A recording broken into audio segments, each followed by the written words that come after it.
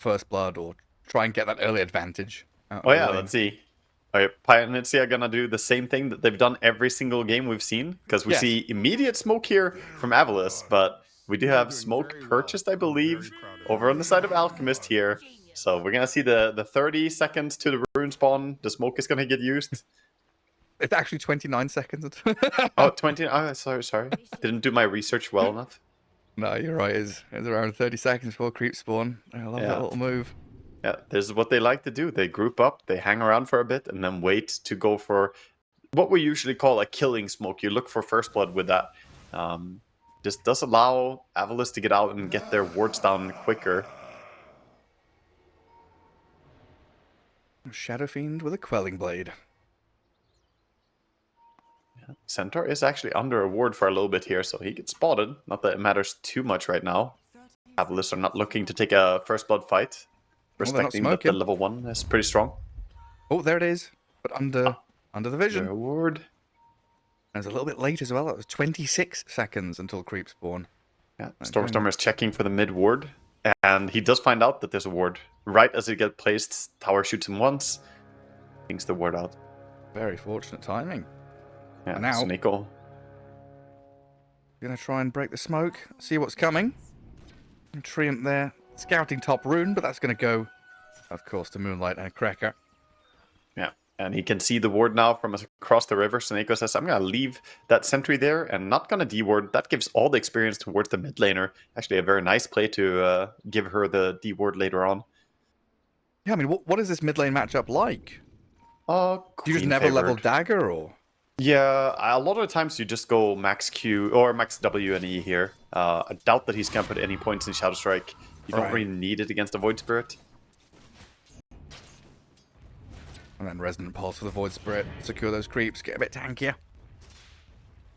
3 last hits for Stormstormer early on, though. Good, strong start from him. Yeah, he's gonna get every single creep. Deny uphill, attempted it. There will go the extra experience kicking in from getting a ward as well. Very good. Well, down at bottom, this is the lane you were talking about. Zibe and Eki. Pango and the Bat splitting up their efforts, and Eki looks like he is going to go, block the small camp, maybe think about dragging waves.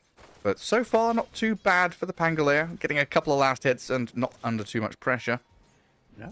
Cracker barging his concoction here, not gonna throw it though. Yeah, actually, they're going on to Crystallize here. Crystallize may have overstepped a little bit. Shadow Fiend, yeah, quite fragile early on. Level 2 and about to die with the 4 stacks of sticky on him. Down he goes to Eki's Bat. And now Cracker, he's going to trade out for the Pangolier. You take those. That's a first blood. They're so happy. I told you that that was going to be a hard lane. They find a first blood. AVULUS playing really well on that lane. Yeah, because this Shadow Fiend Alchemist, like levels 1 and 2 is kind of... Alk is going to throw stuns at you and be annoying. SF's going to hit you. But it's like level 2 raises is where it gets challenging. Definitely. And the Pango did a great job not getting harassed too much, dodging both the concoctions and the right clicks from the SF pretty well. And then up in this top lane, 8 and 2, Nature's Prophet. Looks like he's doing decently there, but the Centaur is always going to get his own farm pretty much even out of that top lane. Yeah, farm trades, a little bit of right clicks going into Fortnite Man, but hard to bring him down. Both the mid laners pick up their water runes, the 2-minute runes. No contest here, no support getting involved. Pretty closely matched mid lane, no denies right now. 1 deny for a Queen of Pain, 0 on the Void Spirit. It feels quite rare we see that. Yeah, it's all the spell farming that's making it happen, honestly, and they're pulling the creeps away from each other a lot. Impossible to get the right clicks in. Yeah, you're right. Scream and Resonant Pulse. Expand left and right. Queen of Pain out with a little lead there. Trying to keep the harassment on the Void Spirit while he's on that ramp. Down bottom, Eki. He'll back up with a salve. 3 minutes is about to hit, so Lotus Pool time. Zibe goes straight into the back, through the trees onto Shadow Fiend. I'm not able. Looking for the courier as well. Not going to get it though. Courier stays safe. Meanwhile, though, 2 range creeps were denied to Eki pulling the big camp there, so he reset the lane in a very good way, and now going to pull the next creep wave as well. That's a great spot to be in. SF not too happy about it. He wants to farm it. Can't allow these creeps to be denied. Let's see what he can do here with the razors. Gives a good bit of farm to Zibe though, under his tower. Bit of pressure from running the in Alchemist. behind mid Moonlight. Pango getting raised down bottom after the stun, but he's swashbuckled to safety. And Moonlight sounds like he's got away from the bat and the Queen of Pain with that move from Eki mid. Yeah, he got away, but he also sees the doom and gloom of an empty bottle here. He's not going to get any form of regeneration. He's parched. Yeah, both water runes there for AVULUS. Yeah. Easy move for the Batrider to make, as he already fixed the bottom lane to be so far back. UBFY, very nice, but with Seneko here, no, not enough. I thought the Tusk might have been able to get him out of danger with the drinking buddies, but that was just all set up by Brambles, the damage from the Shadow Realm, allowing Centaur to follow up onto the Prophet. That's an impressive kill to find. Not bad play. Has to run away from the angry Greater Treants. Doing some revenge.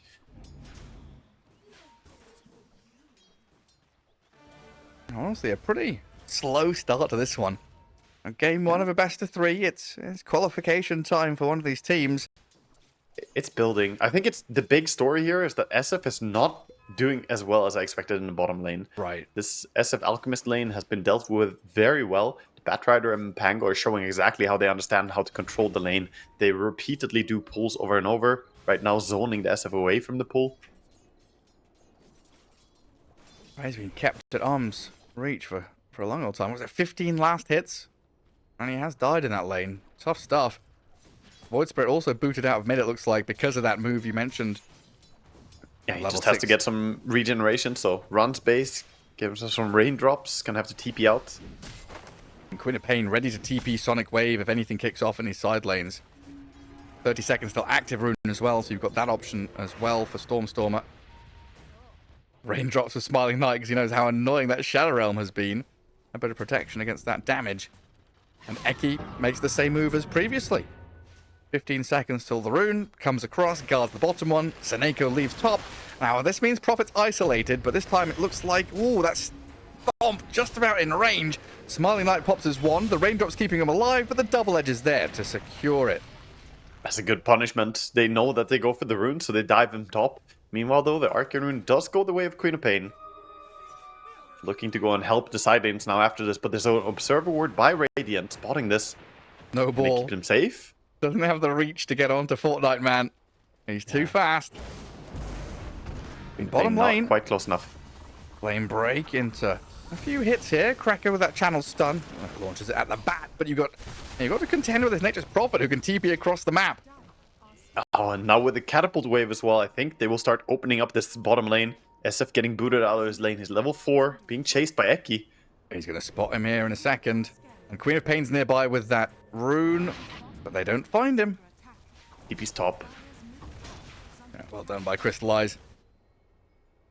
So yeah, I wanted to come back to this. Shadow Fiend, Quelling Blade. Do we always see this, or is this because he's against the Pangolier? Nah, it's just Nature's Prophet. It's just try and deal with the Sprouts. Make sure you don't find yourself being an easy kill. Okay, because he bought it first item, like, as a laning item. Yeah, I don't know. Maybe you don't need it as a laning item. Perhaps you could have gone for something else, but it's not a terrible starting item, I guess. Yeah, and he'll need it eventually, like you're saying. But up at top, Sonic Wave pushes him over the shards. Crystallize able to turn around and get some razors out. Pop the one and stay alive. Still alive? Crystallize, no way, he's allowed to get away with that. Damn, nice kill for him as well to turn around there. Get some extra stacks, and that was the Queen of Pain ulti used. Really big fight for the Bread Boys. 5 and 2 now. Bit of an advantage in kills, but the lanes have been going a little bit better for AVULUS, so very, very closely matched in net worth. And that wasn't with the Arcane Rune, right? No, I think Arcane Rune timed out. Yeah. So he has to wait the full timer. Yeah, Stormstormer would have loved to use it earlier on in that bottom lane, but unable. As the 8-minute rune pops up for Krekker to take the shield. Yeah, goes and steals the rune. He does see the acid spray here, so I might go around and see if there's anything to steal. A bit of jungle. Does need a neutral item still on the Queen. A bit of a freebie there in the troll camp. Yeah, Centaur Zibe. feeling pretty confident up top as well, starting to shove into this tower. Tanking up. He does have the Blade Mill, so nobody really wants to fight against him. I don't know what happened mid, but the Alchemist found himself on the correct side of the shards in his eyes.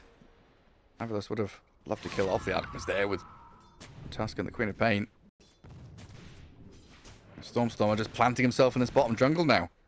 Soaking up a bit of farm, able to move bottom to play into Pango if need be, or push out that mid-tier one if that's the move to make. Yeah, just farming a bit of jungle, getting neutral. He does have the duelist gloves for himself. Make sure you find all the neutrals for your teammates. This Centaur is control huge, man.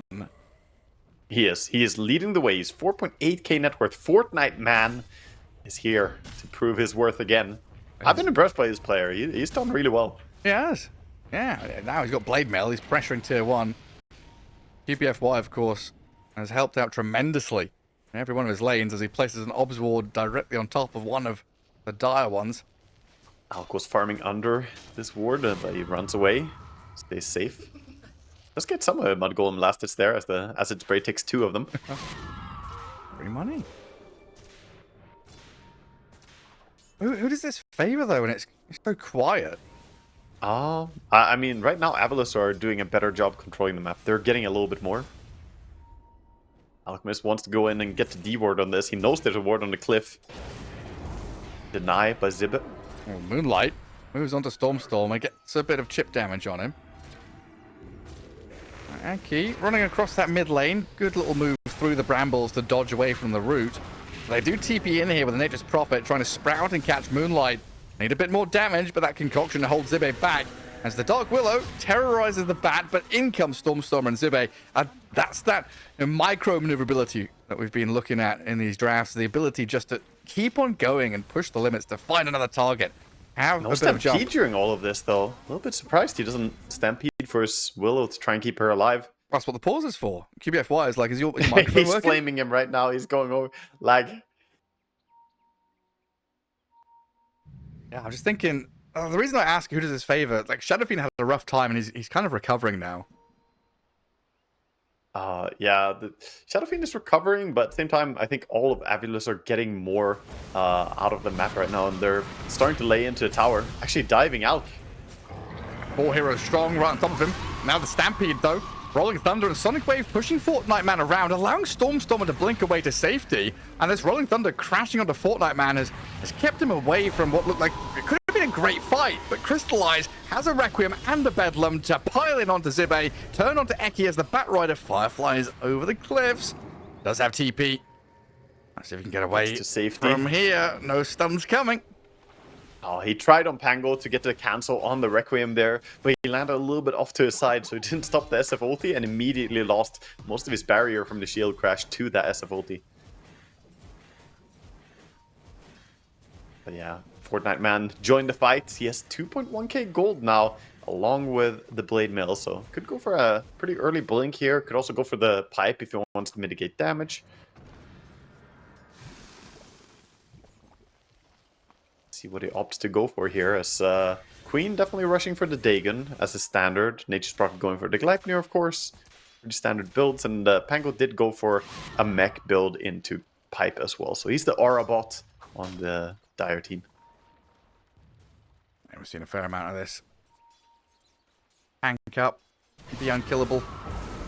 Moonlight. He's going to dissimulate. And Astral Step.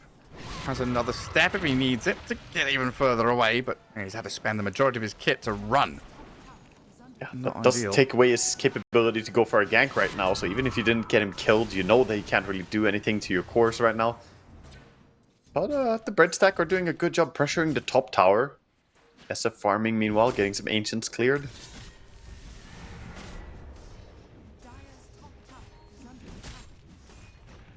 Doesn't look like they have any intention of fighting in the top area right now. Leaving the dead lane. AVULUS is playing the bottom part of the map. And then Fortnite Man, TP's bottom. Soak up some of the waves that are crashing on his tier 2 down there. While Moonlight, again, spotting Stormstormer and Eki lurking around in that mid spot. They do stampede down bottom, though. Gonna get the stomp onto this Pango with the chain stuns. Zibe's dead, even through the mech and the cloak. Yeah, that's a lot of chain stun and burst right there. He tried to get some protection from the shield crash, but died to the blade mail damage before the shield could kick in. Oh no. That's a rough one.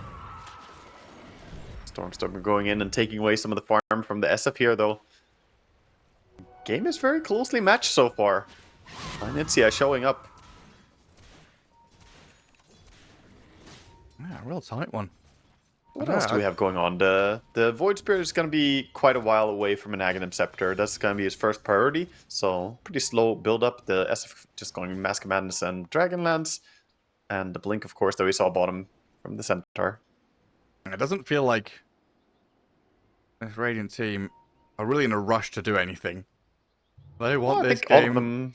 All of them want to build up, slowly cook up their items.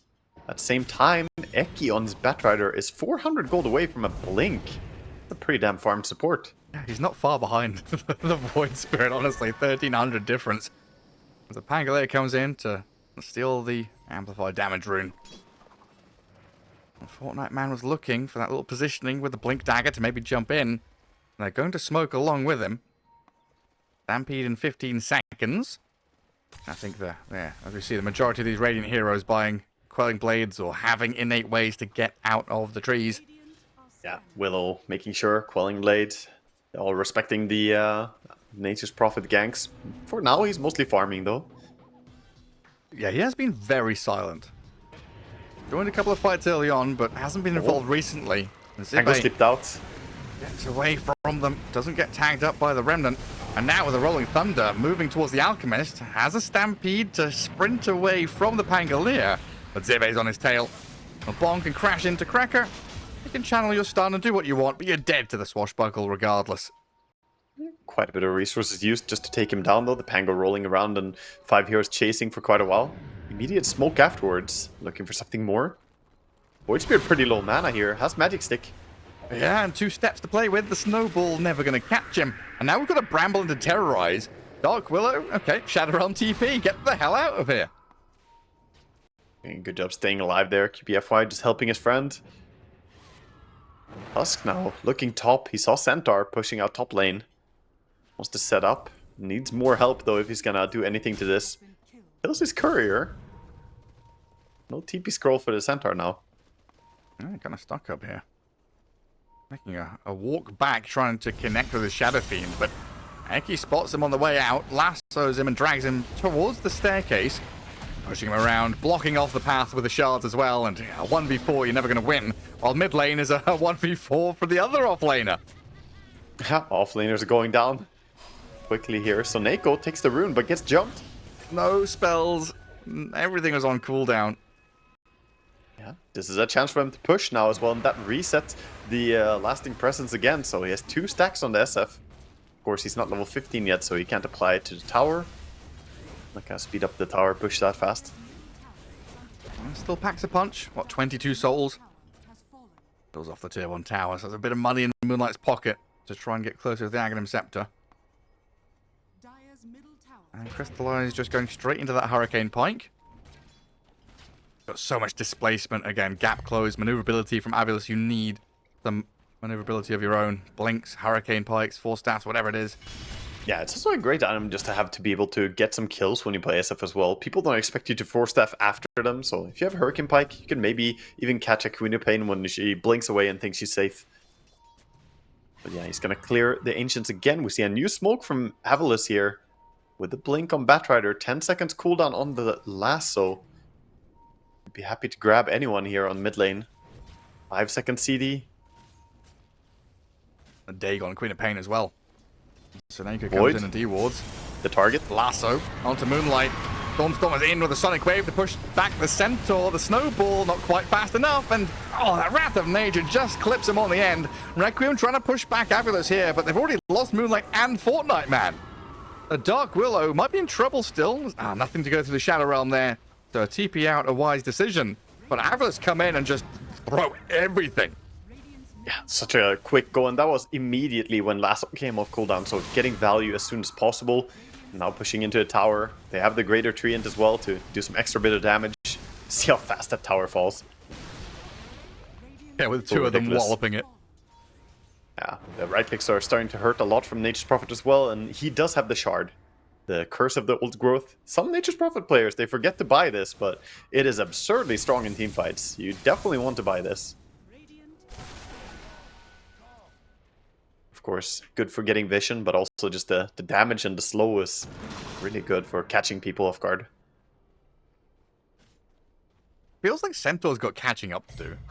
Like, he doesn't, but it's like comparing him with Pangolier. Yes, you got Blade Mail, yes, you got Blink. Those are cool initiation and kind of farming fighting items. But then you look at Pangolier's, mech, hype, Aura Crimson, difference right now. I am robot.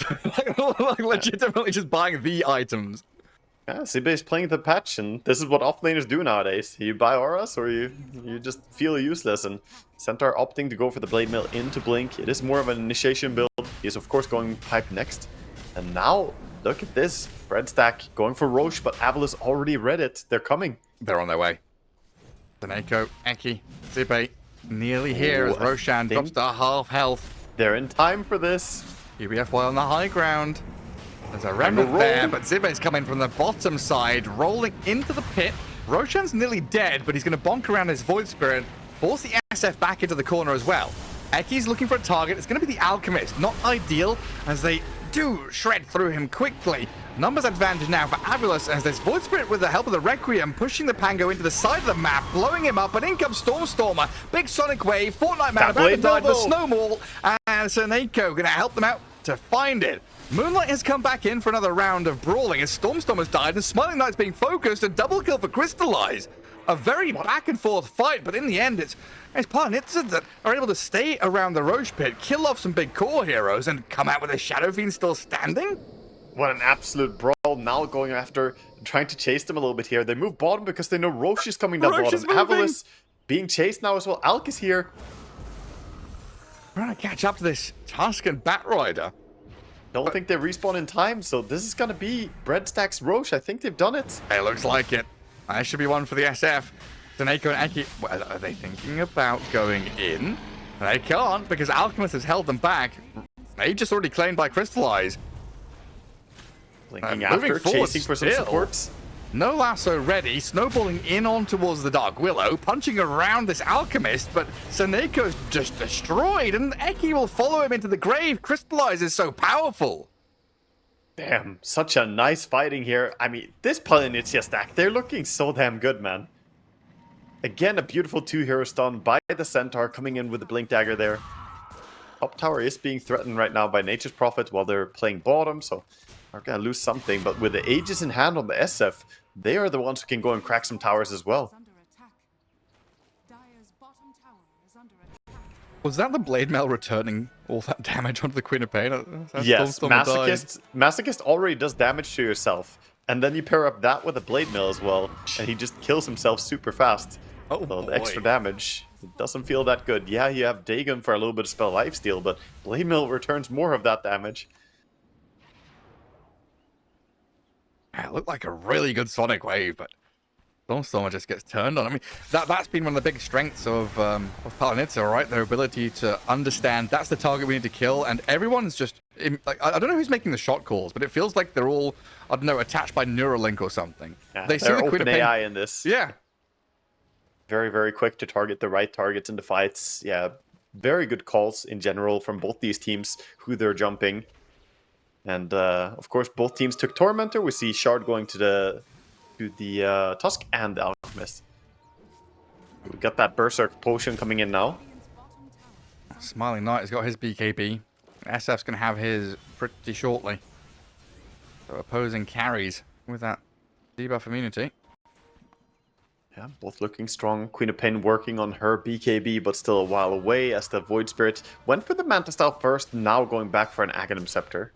I approve this decision to go for a Manta. It's a lot of stats for him. Feel a little bit better. Still going to get lassoed up, but in comes the Centaur. Another 2-man stomp. Can we get the Void Spirit out of here with a Dissimulate and an Astral Step? He's off to the left. The dagger is on him, so Moonlight dies to Stormstormer. Shadow Strike does take him down in the end, so good trade for them. Even though the rest of Palianytsia came very quickly to the party, disengaged by AVULUS. 3k lead for AVULUS, but Palianytsia with the Aegis still want to make something happen. They have that minus armor aura for the tower, so could go push top. Also, keep in mind, SF is getting a lot of Necromastery sacks. He's sitting at 26 right now. So getting 1 kill on him would be really important to just shut down his damage building up like this. Yeah, true. That one death was quite early in the lane, wasn't it? Yeah, it was. I think he got all his kills afterwards. Crystallize looking incredible right now. Very close to the Nature's Prophet and farm. Void Spirit a little further behind, and that 4k lead for AVULUS still feels pretty strong. The way these fights have been going, it's Palianytsia putting themselves in a good spot, fighting into Roshan, fighting around their objectives, their high grounds. It's kind of sucked AVULUS into awkward spots where they're not getting good rolling thunders. Like that fight around Roshan, right? Eki lassoed the Alchemist. Yeah, they committed a lot for the first kill they could get. So that backfired a little bit on them afterwards, as they didn't have the resources for the rest. I might have to just be a little bit more patient, look for those bigger targets. DD Rune top. Big reward here for Void Spirit. That's a nice one. And they are running straight into that top jungle. They've got a bit of vision further northeast near the Dire tier 2 up there. But Dire do have a bit of vision in this jungle and a scan which turned red, so they know something's coming. Yeah, AVULUS are leaving the area. They do not want to hold on to top. But look at Palianytsia. Instead of going top and pushing the top tower alone, they say, no, we want the mid tower now that you forfeit the area. And this tier 2 tower can get glyphed for now, but SF could keep hitting. He does have a lot of damage into this. AVULUS being herded back into their base. Now they realise, Berserk potion too. Top lane safe again. Let's go play up there, boys. Ango's cutting wave in behind mid lane. Such a tricky game here. Both these teams playing really well. This is definitely the highest level game that we had so far in the qualifiers. Oh, Zippy. He's got the roll off. I should be okay. Oh, they're looking for Fortnite, man. Lasso. Yeah, Lasso there, and they just probably TPing in. Snowball. Sprout stops the Stampede from running away, and Smiling Knight has got tons of damage. Yeah, he had to pop BKB to not die to Blade Mill, though. Yeah, and had to TP away to not get caught by Moonlight, who comes back in onto Seneko, but the heals and a Sonic Wave turnaround onto QBFY. The Dark Willow is slain. Eki is also looking at Moonlight here. It's still a double damager in Void Spirit. Has a potion thrown at him too. Gotta stay safe and fine here, but 2 nice pickoffs for AVULUS now. Turning the tide a little bit. No more Aegis on the Shadow Fiend as well. He's building towards his Daedalus next. Has the Chrysalis already. But this Nature's Prophet getting involved in some good fights. Radiant's top tower is under attack. It's a non-stop fight for control of areas here, as again we see Radiant moving towards top, trying to take over this part of the map. They did clean out the mid tier 2, but the attention to the side lanes immediately by AVULUS. It's like a bulldozer going through snow. Snow doesn't disappear, it just moves somewhere else, doesn't it? Moves to the side lane, moves down to Roshan. It definitely feels like that kind of thing where you're pushing people to one side of the map, try and set up for that next Rosh in a couple of minutes. Yeah, we have a 9-second BKB available for the Queen of Pain now as well. Of course, SF still hasn't had to use his either. Had it for a while, but Is under attack. still fresh. Zibe. Right onto the Dark Willow with Seneko and help the Gleipnir out of Smiling Knight. A quick snipe. And they go deeper here. Queen of Pain taking a lot of damage. Needs the drinking buddies to get her out of danger. Stormstorm, a BKB and Blix to safety. Scary times though for that Queen of Pain. Good reaction quickly there by Birds. Like trying to kill the Queen, but nice save with the drinking buddies pulling her out and Solar Crest to block the damage. Only one support going down. A lot of spells cast, a lot of blood spilt, but yeah.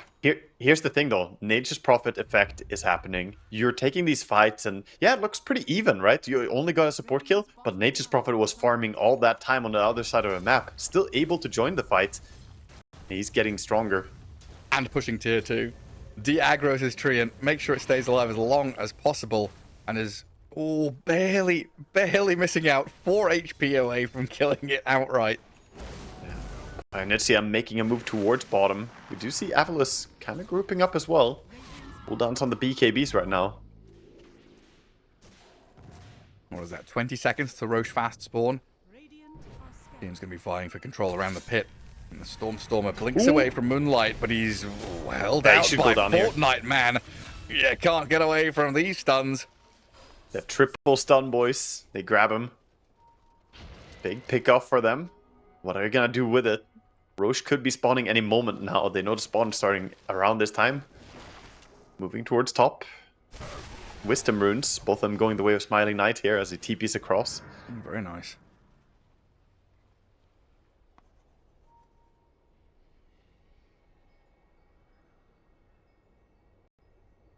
Palianytsia all around to that mid lane. Fortnite, man, trying another bit of a catch there onto the Batrider, but I'm not able to follow through with any meaningful damage. Yeah, they ping out that he has vision though. He was playing pretty confidently and did have a ward on the triangle. Got pinged out by Tusk now. We want to D-ward, but good control by Palianytsia on the map right now during the time that Queen of Pain was dead. Roshan is back up, but not long until he swaps sides. Bottom right corner of the map is where we're going to be looking at, most likely, and that's where the long line is drawn. Push out the wave, play into there. Currently there is, what, one Radiant Observer ward up on that high ground that the Willow placed. Outside of that, not too much vision, which maybe Eki is about to fix with the Batrider running down here. Yeah, running down looking for a pick as well. He does have the Tusk pretty close behind him. Nature's property TPs. And the jump out from Willow. Yeah. Looked like it was on the edge. Bat was about to jump him. Now Palianytsia can play under their vision. Now, where's AVULUS going? Oh, Back they're up to actually top. going top. Interesting. I was so sure they'd play bottom. Yeah, I thought they would hold the bottom area. Roche is gonna move down here. I think they may have conceded the Roche here to Palianytsia by doing this. Radiant's courier has been killed. They're going to be happy with a tier 2 and a push towards high ground? I mean, happy, I guess? Not really. Losing Aegis is not a good feeling. Yeah. I think this may be an oversight by them. I They're guess- gonna get to tier 2 tower, but SF is feeling real good about adding an Aegis into his inventory when he has Daedalus finishing up in just a second. Oh, for sure. I mean, is this them losing track of the timer, or? I'm not sure. I think they just must have missed it. But that's a lot of damage to the tier 3 tower. They took tier 2, and look at the tier 3. Solar crested up treants, man. Tower almost dead. They have to nerf this fast. It's so stupid. They do. It's just so free, isn't it? It's like sending Necro books out. It's the new Necronomicon. It's just yeah, awful. it's way worse to play against. The damage it does is so absurd. Yeah, I'm just wondering, like, I was sure they'd hold Radiant bottom right corner. And the fact they didn't Same.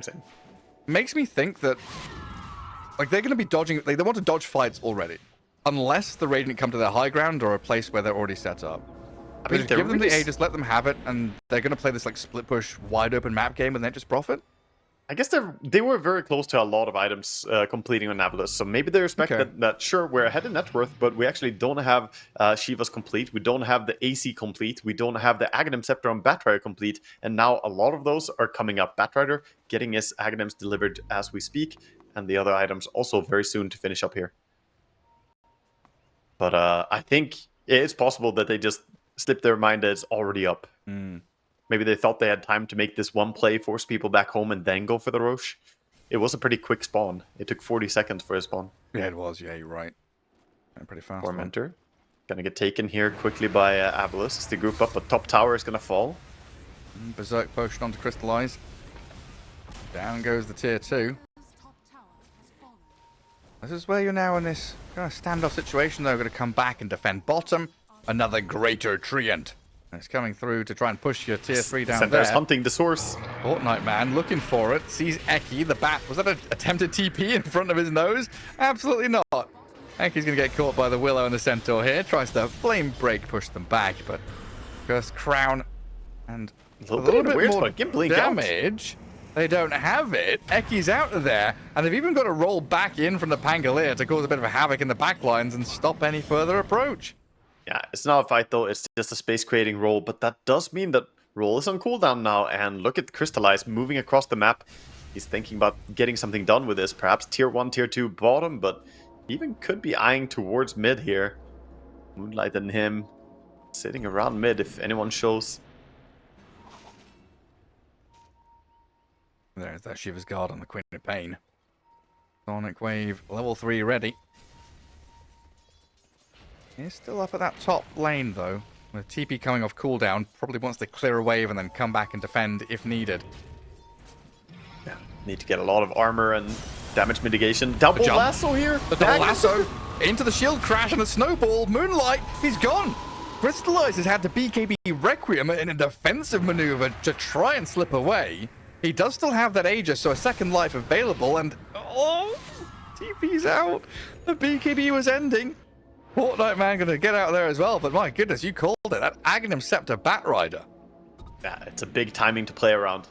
We saw it be mitigated a lot by the status resistance from the neutral item before, but we're not that late into the game. It's only 34 minutes. You can't have any ascetic cap yet. There's a big power spike here for all of Dire, as they have the AC, have the Shivas, have the Aghanims. All the auras are in play now. They're just missing Guardian Greaves, I guess. They haven't upgraded the mech into Greaves, but Pipe, AC... Oh, they actually have it now as well. It came on the courier. Never mind. Pipe, AC, Shivas, Crimson. And meanwhile, on the side of Radiant, you know, they're still sitting with a Crimson and Pipe, but they don't have the mech in this game, do they? I don't think so. No extra healing. I hear Alchemist concocting. What is he concocting? Creeps? He's farming jungle farming, and he's using it to farm a little bit faster. Building towards a Lotus Orb would be nice for him to have to counter out the lasso a little bit. Always a good tool if you can make Batrider lasso himself. He might just be overextended. Was it you calling this the Finnish style or something? Yeah, it's Uker farming technique. Uker farming, yeah. Yeah, Finnish jungle technique. Very good. Yeah, he was doing that long ago, years ago. Just run in with a Molotov in your hand. What are they going to do? Run away? Fortnite Man. Where Deep is here. I can't see him on the map. Where is he? Oh, look! He He's in the won't be on dire map for long. base. Oh, nah. Stampede doesn't get him out of there. The rest of the team were within striking distance after the Stampede, but not before. Yeah, just a little bit too far away, and they're so keen to jump him immediately if he's just slightly too far from his teammates and they can't reinforce him. Doesn't matter how tanky you are, if all 5 go on you, you will go down. Batrider with the gem now, looking for some D-ward. Same on Tusk, they have 2 gems in action right now. D-ward squad. No vision allowed. Daneko with a bit of a poke onto Moonlight. It could have been a bit more than a poke if that Gleipnir had hit. But he does get the distance. Yeah, it's gonna be fine. Starting to feel the lead now. 20,000. It doesn't feel like a 20,000 gold lead game. Like something is off. Yeah, it's 16 to 17. You know, it looks pretty even in game in terms of kills. But AVULUS have just built this lead over time. Nature's Prophet always farming. Queen of Pain using her mobility. And I think the big difference is the Void Spirit is just falling behind compared to the mid Queen of Pain. Yeah. That's 8k difference on that alone. It's a pretty big game of tug of war. Yeah. AVULUS, they go in, they push forward, they let Palianytsia come out, have a bit of a fight, and then they run away. Like, that's the thing. AVULUS is so good at engaging and disengaging. They are always the ones that get to choose when the team fight happens. Except Palianytsia has Stampede. Like, Stampede is the only thing that kind of mitigates that. Yeah, they have something to try and engage, but it's very difficult when side lanes are always shoved in. Batrider's pushing, Queen's pushing, Nature's Prophet throwing the ulti over and over, shoving in with the treants. So Palianytsia, they're becoming very predictable and get trapped in their base, whereas all the resources now, the Ancients are well in control of AVULUS.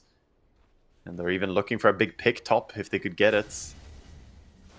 Batrider a bit too far to join them though.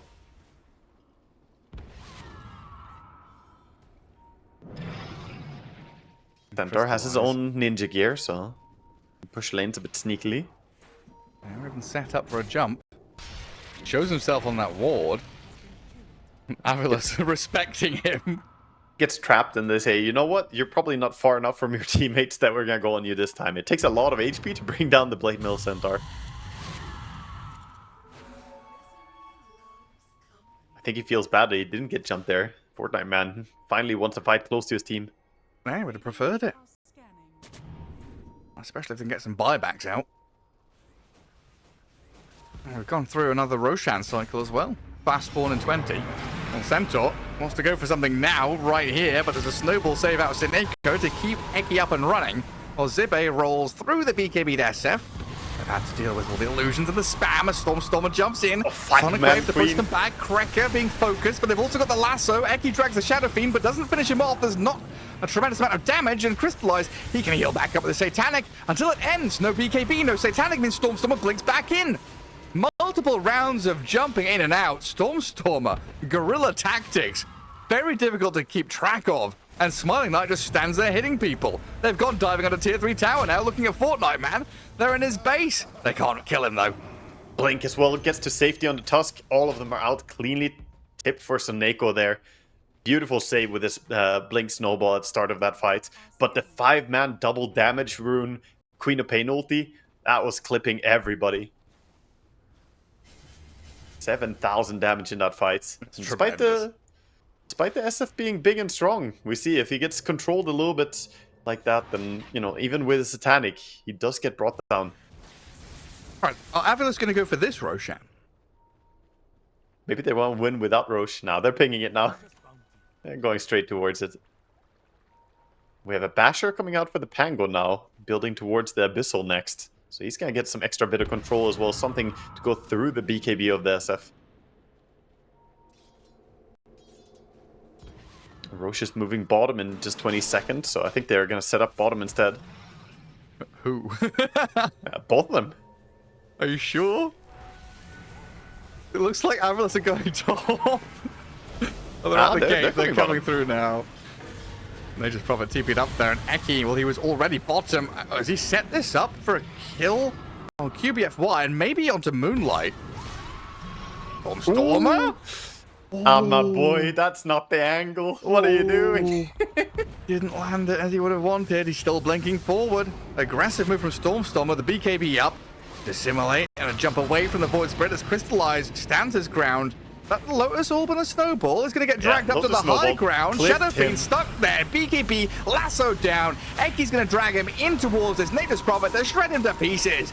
Shadow Fiend's dead for 2 minutes and the Centaur's going to follow him. Smiling Knight with a double kill. Eki on his Batrider pulling out the big control onto big core heroes. Another Lotus Orb Snowball. It's cute and all, but Soneko's just going to drag you into the danger zone. Yeah, it's cute, but that's the thing as well. It's the liability of the Snowball. It can sometimes work against you if you Lotus Orb. Lotus Orb can put you in a bad spot where you don't want to be in. AVULUS, again, such clean team fighting. It's very controlled how they do it. Palianytsia are no slouches, but they don't have the resources. AVULUS a 3-man stomp and into nothing. Stormstormer even blinks like into fountains, saying, yeah, what up? Yeah, they know SF is dead for 70 seconds here. He used his buyback before, so they know he doesn't have it. Don't feel scared at all. Terrorized, then Remnant drag back. The leash is there onto the Void Spirit, though, and Deadlock Man gets the job done, forces out the GG. Smiling Knight just stands there and wallops them. 41 minutes. AVULUS take game number 1. Palianytsia, like you say, they're very, very close in that early game. A lot of wise decisions after dying that kills the Husker. So they trade 1 for 1. One way or the other. Or the other way around, right? Burning Spears kills the Lash after dying to Edict. True. Both of them have the possibility. There could definitely be a case where both of them trade their lives away. Kills after death. We do have teams smoking out immediately here to get some vision. At least same as last game. AVULUS smoking immediately, and Palianytsia, they do not know what that is. They hate smoking early. They always go for the late smoke. They're going to do it again. I bet you. I can already see the smoke over on you, Omni Knight. Count down those 30 seconds. Eki has come across, and the smoke breaks. So he knows there's people around that bounty rune. Gets a cheeky little ward down. Yeah, he's watching them right now. I don't think that AVULUS want to take a fight though. And Stormstormer again just sitting under a tower. He's like, are you guys gonna put a ward on mid? Because I'm ready for that mid ward. So that was a ward OG used a couple of times, or maybe all 3 times, against the Primal Beast and the mid lane of Moonlight for sure. Is that the same story here, looking for rotations, or? It's a little bit that, yeah. He wanted to get a ward ideally on the high ground, but he actually does get dewarded here by Cracker. Nice entry. The mentality is just to check the jungle mostly. If jungle stacks are being made for Luna, if Leshrac is gonna start farming jungle, want to have vision on the bounty rune as well, if it's taken or not. All this information is useful. Yeah, because we've seen the kind of other side of it where Nyx Assassin, you want to try and ward his jungle to see where he's going, but Nyx is playing bot this time around, so... Oh, speaking of my boy Kupfi, he's down bottom, putting down the sentry here. Wait, the creeps... They didn't see it. Didn't see it. It's behind a tree. He put it too far behind. Oh, no. Oh, that minus 50 gold. Don't look. Hide your shame. Just run away. Didn't Oh, happen. no. Kupfi, what have you done? Cracker down to half HP, top to a boar and some sticky stacks out of this Bat Rider. Already up to 5 stacks and can't show his face in lane anymore. So Zibe is going to have a pretty free time on this first wave. That's you. You keep me up there on side lanes. I will just be staring at mid lane and see how that goes. How many stacks of burning spears have we got? Yeah. Question if Lesh is going to be able to bring this Huskar low enough. Where we are? 3-1, 2-1. Getting some denies in there early on. And Crystallize. He's got a wand there with a few charges on it. Always good against the Bat Rider. And QBFY doing some shenanigans. I can see it on the minimap even. I don't even need to look away from mid lane to see that that's a Nyx running some form of train in the jungle. He's a conductor now. An entirely new lane. Stormstormer. Always low HP on his Huskar. It's a heart attack waiting to happen. But he's got Stick and Fairy Fire. Once he gets level 3 is when the lane becomes very dominant for Huskar and Leshrac starts struggling. That's how the matchup goes. It still doesn't look right not having a mana bar. It's awkward. It's very awkward for sure. Something but 2 should points, be there. It's not. 2 points in the Berserker's blood now. It's going to be difficult to go through. He has magic sticks and fairy fires building up as well. Yeah, not a tremendous amount of pressure on Moonlight yet, but this is guaranteed free farm for Stormstormer. Not bothered about anything. All up at top, Crystallize. Again, it's this Zibe microing the ball forward, allowing Eki to play kind of in behind enemy lines, getting some good stacks and damage going. And then Zibe himself, the actual hero, just farming creeps in a safe spot. This top lane's not easy for Palianytsia. What you do, you just share unit control with your Batrider, send the boar out and say, here, you can fight that guy now. You A move on the enemy. Got my assistance. But yeah, fantastic start for the Bristleback in terms of CS and Beastmaster as well. So all of AVULUS getting such a nice advantage here in the early game. And hold up, Fortnite Man is still 0-0 CS? Oh. No. Well, Eki's died up at top. Cracker looks like he's trading out as Zibe. He's here with the axes and the boars, but Crystallize with that wand is able to sustain and turn around and maybe even kill off this Beastmaster. The glaive's bouncing. Nah, can't catch up to it. Back to your point, though. Timbersaw, he's got his first blast hit. Minute 3. Soneko is destroying the bottom lane together with Smiling Knight here. The Bristle plus Ench. Second last hit. Yeah, he doubled his last hits. But same as Omni Knight now. How? I mean, the Bristleback versus Timber matchup is pretty volatile. Can go either way. But again, I spoke about this Nyx being a liability in laning stage, man, in a previous series you and I cast. I told you, Nyx is not a strong laner, and we see it manifested here. Ench is one of the strongest laners in the game, and Nyx is one of the weakest support laners in the game. And, that results in a sad Timbersaw here. That's incredible. Crystallize deeping out. To the lane. Staying relevant. And yeah, I guess as the Observer showed as well, the Enchantress, no points in the heal, going 2 in Enchant, 1 in Impetus, so you're just dishing out serious damage early on already. He's looking towards making a move top as well. He knows the no TP on Luna here, coming in with the Enchant, with the potato.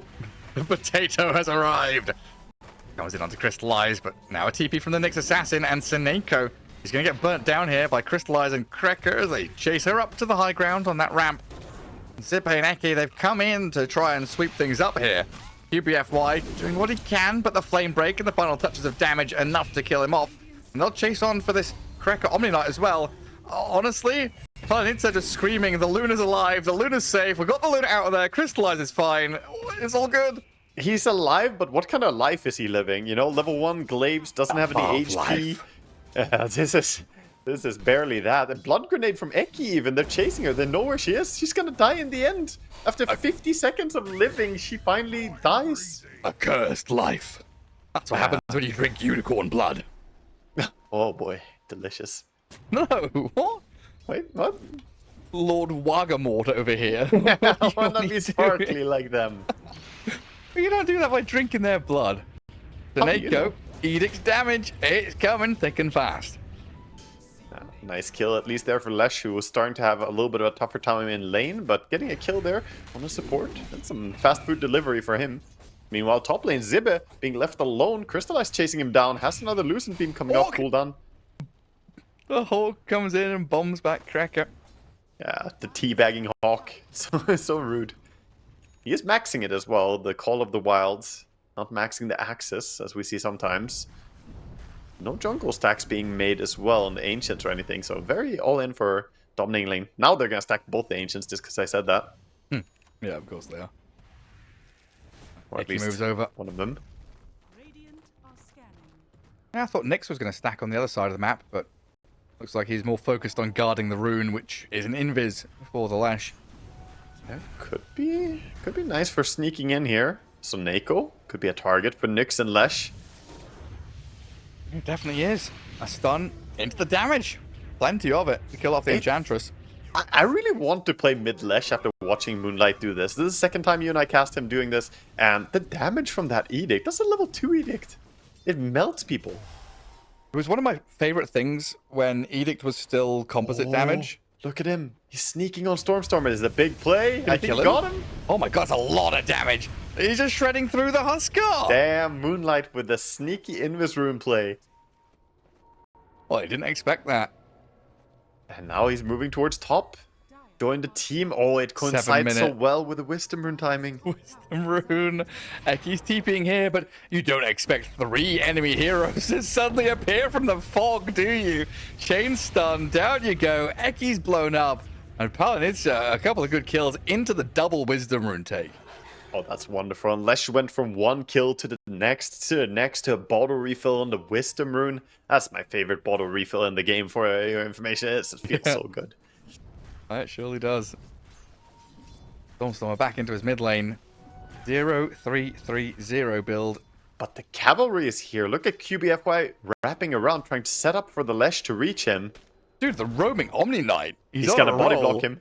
He's ganking. Does Omni Knight have a level in the hammer? Is he gonna get here and punch him?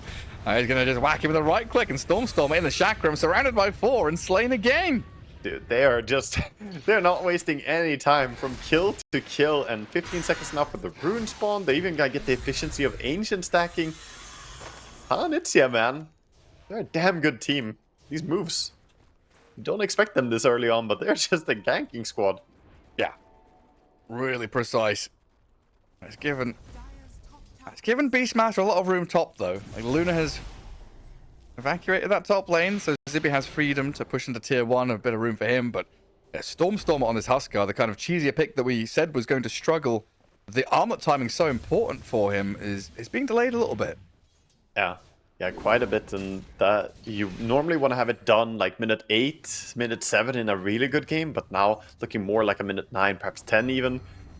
Slowing it down, and that all ripples. The ripple effect of armlet a little bit later, so you can't go to side lane as early to take tower. And Lesh now, TPing top. Zippe's had too much fun up here, I think. They want to defend. Tower goes down, but they're going to get Suneko. Yeah, the level 4 Enchantress puts down the green. Not a single level in heal, so Moonlight makes short work of her. Oh, yeah, what's the next move? He didn't take the healing facet on Suneko. He went with the Spellbound. We haven't seen that a single time, I think. Oh. Astral enchant is increased. No, I need to read it. I don't know what it does. I've never seen it. It's an enchant buff, basically. So when you enchant someone, you get extra attack range onto them. You also get extra cast range. Oh, look at that bristleback disappear. This Leshrac is disgusting. They've got 5 here. What Wagga? They're 5-man ganking minute 9. Oh yeah, they've been running for the last 3-4 minutes, just going in a ganking train, and it's working out wonderfully for them. They're still able to get pretty good farm while doing so. And single-handedly shutting down toxicity in Dota. The bristleback Huskar Enchantress draft? No. You picked a Bad Rider and a Beastmaster? Yeah, I don't know. I don't know if I feel much better about a Timbersaw, but I do agree. The Radiant draft is more disgusting. Yeah. Stormstormer again. Has his armor and a wand, but in comes the damage. Pure damage out of Palianytsia. Now, Zibe, he's going to try and get forward, but doesn't get the illusion rune. Timbersaw steals it from him and tries to chase up into the high ground, in towards Eki and Seneko. Fortnite Man, very bold, but tanky enough to withstand anything that gets thrown his way. These Radiant supports are under level though, only level 4 and the Enchantress level 5 over on the side of Batrider. So against the level 6 Nyx Assassin, almost level 7, can't really put as much into the team fights. Nyx now scuttling away, looking for the next prey. How did we go from minute 3 to CS Timbersaw to Timber being same net worth as the Huskar? Oh, thank you, Lesh. That's what you gotta say. Thank you, my mid laner, for being 7-0-2 and killing everything. That definitely helps. 11-4. Mild net worth lead now for Palianytsia. Smiling Knight. Gonna go down again here as well. Carapace into stun. And Moonlight, again, just continues this streak on a monster kill. With a, yeah, Blink Dagger, he went this last time, didn't he? Same build. Mana Boots into Blink Dagger. Glass Cannon style play. And it works. The emphasis on the cannon part, because he's killing stuff. Meanwhile, we have Stormstormer doing the Roche. I don't want to see a failed armlet toggle here. You should never be failing it. You wait 2 hits and you toggle it. Watch very quiet. If you say anything, he'll fuck up. Yeah. He might immediately get punished here, though, as he walks on the Vision. Loses the Aegis to Oh Nyx. no! The dire Vision season coming. He's going to die a second time, hey? There's no escaping. He thought that was a sneaky freebie. Teammates are coming in now, but you've lost your Huskar twice. Smiling Knight trying to chase, kills off Moonlight's courier, but the next assassin with a 2-man stun, Leshrac destroys them. Luna's coming as Crystallize wants to get involved, and Moonlight beyond godlike with a triple kill. What on earth am I watching, man? Palianytsia, slow down. What is this tempo? Radiant take Roshan within 20 seconds. All of Radiant are dead. Aegis is also gone. They're just destroying them. The Nyx double stun into Leshrac blinking in to follow-up stun. Win probability already saying, go next, this one's over. 90% win probability. Can we check the lobby settings? Is this a turbo game? Yeah, I think for one team. Is that possible a setting? Maybe. You got accelerated gold income over on the die. 11-0-4. I mean, that is just nutty stuff. 1-1-10 on the Nyx. Yeah, I was emphasizing it. When he is not being shut down and when he is having a good game, that's when Palianytsia really pop off. Last game didn't really have as good of a game there on the Void Spirit, but now on this Leshrac, damn, he makes it look good. Yeah, it feels like he's the one who's constantly saying, you know, I'm ready. Let's go. Let's make a play. Give Crystallize all the space. It was a conscious choice. Conscious decision to pick Huskar into this draft. 4 heroes with pure damage. We both preemptively said, I asked, can they go Huskar? I said, no, probably not. And then you said, no, definitely not. And then they picked Huskar. And then Palianytsia said, no, definitely not. So we have the majority reply here. We see Nyx chasing. Gets spotted by a sentry, but does he care? It's like, yeah, you saw the Nyx, and then what? I just walk away. I hate the Nyx Scuttlebug. It's so annoying to play against. He's too fast. Can never kill him. Leshrac has a full Kaya coming out soon, I think. Yeah. His courier died. He has Kaya. He also has Voodoo Mask. Academ Scepter on Fortnite Man. How did you go from... Oh wait, was it? No, it was not on him. The Rod of Atos. Who had Academ Scepter? We just had Bristle and Beastmaster. Alright, yeah. Double. Yeah, the Axe timings. Still, Fortnite Man's recovery has also been pretty good from 2 CS minute 3. No wonder they're so fucking fast. Look at the boots they've got and the faded brooches. Yeah. Just Oh. chasing on the map. What was that? Was that 4 arcane boots, 4 faded brooches? So they have infinite mana, infinite move speed. They're just non-stop running and casting spells. I love it. It's all the mana in the world. This team will not run out, and they definitely have good mana dumps as well. Leshrac and Timbersaw both can use. Mate just jumped on, chain stunned and killed. I mean, Moonlight is a bit of a pinata right now. There's quite a lot of money sitting on this Lesh. He is. I mean, he's really Glass Cannon, but he does have the Omni Knight behind him. That's what they did last time they picked it as well. Glass Cannon Leshrac with an Omni Knight protecting him. I think it was the exact same 2 heroes last time, right? Or was it an ST? I can't remember. I'm not too sure. Either way, the protection hero behind him enables this ultra aggressive playstyle. Nyx just hunting for Stormstormer here. Gonna walk under a sentry. Aki, gonna try and push them back. He's chasing him. Oh no, spooky armlet toggles.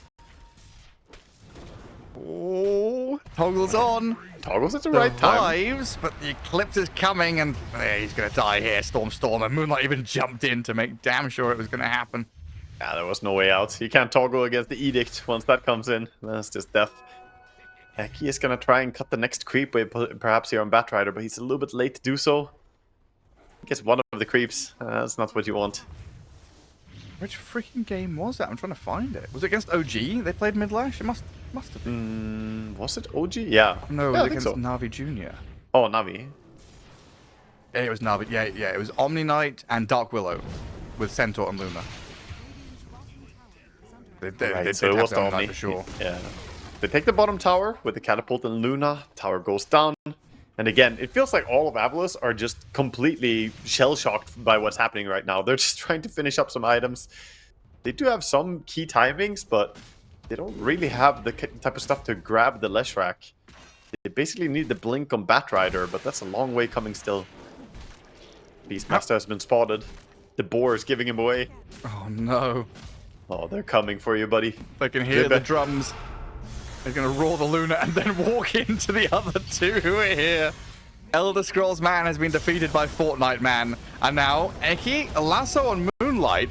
Leshrac with the Omni Knight behind him. Repelled up, healed and chases. Kills off Eki's bat and sprints away. That haste rune as well. You're not getting away from that. And he is so farmed on the Lesh by now. Getting absolutely enormous. What do AVULUS have? They've got Deadlock Man, Elder Scrolls Man. Who else have they got? What's Stormstormer tagged up as? Oh, I don't know. WoW Man.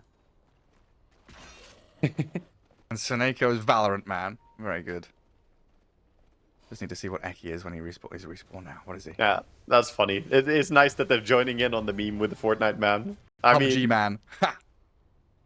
the Fortnite Man has made a lot of fans in the chat. You know, you gotta respect him.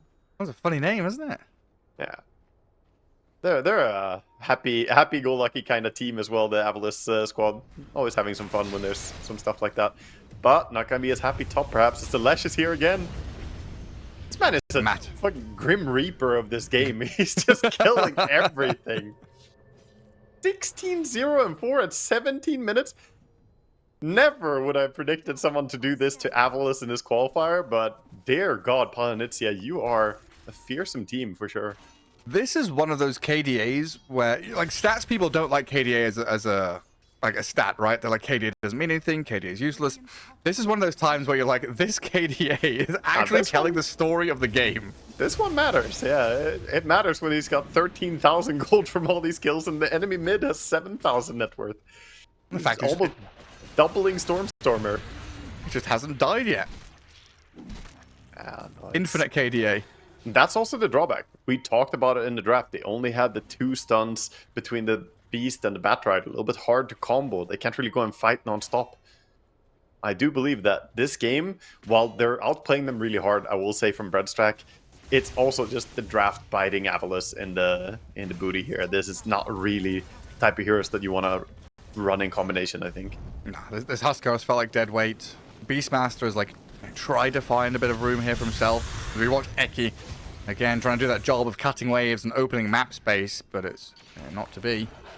And who's the carry here? It's Bristle. Yeah, Bristleback. I've Yeah, not seen who's the him outside carry? of lane That says stage. enough about the carry position as well. Yeah. Smiling Knight. He's going for a Bloodstone next. He has the Aghanim Scepter. And, AVULUS just like waiting for next Roshan, waiting for BKBs. yeah, AVULUS are just waiting for their timings. They have BKB coming up soon on the Huskar, so that will be a way for him to stay alive at least for a little bit in fights. I think they're understanding that they can't fight right now. It's not an incorrect read, but it does mean that painfully they have to just keep getting picked off like this. Doing the best they can, cutting creep waves and, you know, showing supports and hiding their cores. I like how the range creep just solos the entire creep wave and you enchant it. A powerful little fella. Yeah, he's murdering all his previous friends. Oh yeah, Palianytsia have a backup carry, don't they? The Luna is also pretty far. Yes, the backup. The backup carry. All 1 and 7. If they kill Leshrac, I wonder how much gold he would give at this point. 17 kills, 15,000 net worth, minute 20, 11k deficit. What matters the most? Doesn't the overall deficit matter more? I don't know, I'm thinking. Yeah, it does. Radiant's middle tower But it's not going to be like 3k or something. It's still going to Well, be the like... kill streak still gives a lot, so That's true, yeah. they're gonna get a huge streak gold. I think it would give like 1,600, 1,700 gold, maybe more. I'm going to say 2k. Yeah, we'll see. We'll see if they do kill him, as they still have not gone for a big move. But they have the blink combat rider. I think now is the timing. They've been farming for a long time, but they have a smoke combat rider. He can be complete on a Huskar. I think it's time for them to try and bite back here. They need to group and do something. The Omni Knight is just not leaving Moonlight's side. No, he has one purpose this game. You press repel. You're going through the gate. I'm going through the gate. Oh, we're going course. Roshan, are we? Yes, of course. Yeah, alright. They are smoking across with Stormstormer and Eki. I think they were going down to try and sneak a Roche for themselves, but bad news are about to hit in the all chat here, so Aegis is not far away from being claimed. Yeah, that's not for them. Yeah, they realize already. They know Roche is being taken. They stop going towards it.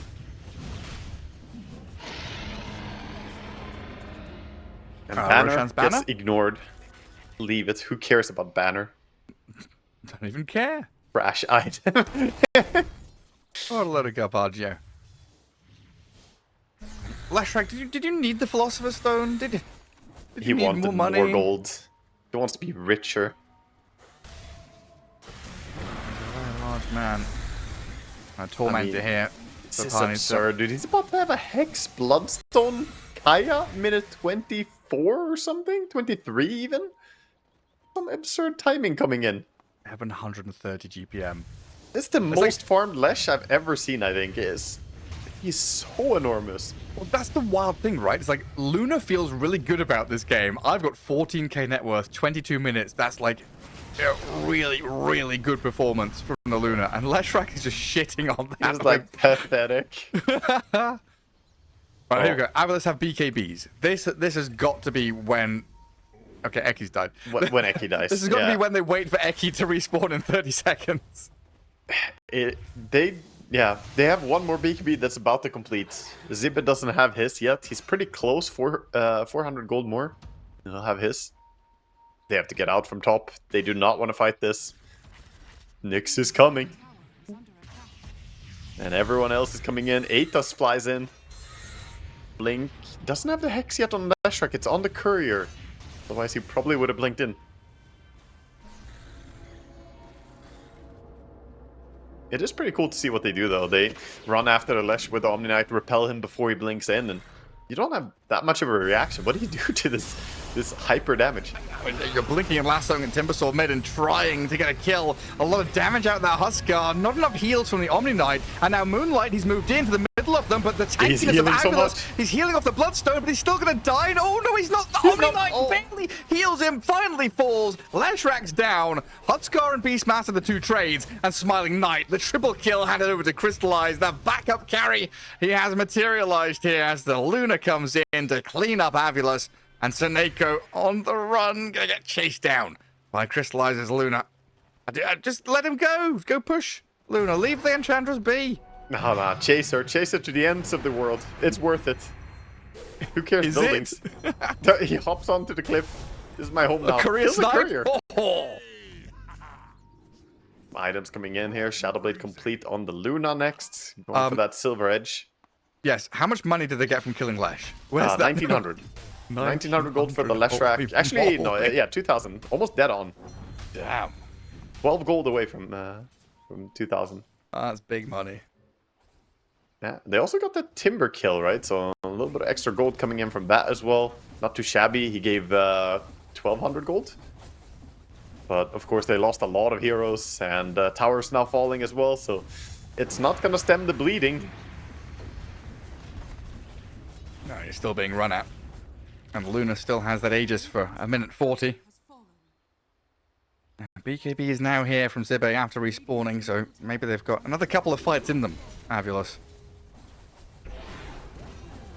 Yeah, AVULUS got to try. It all comes down to Eki in this game. His initiation, he has to find someone.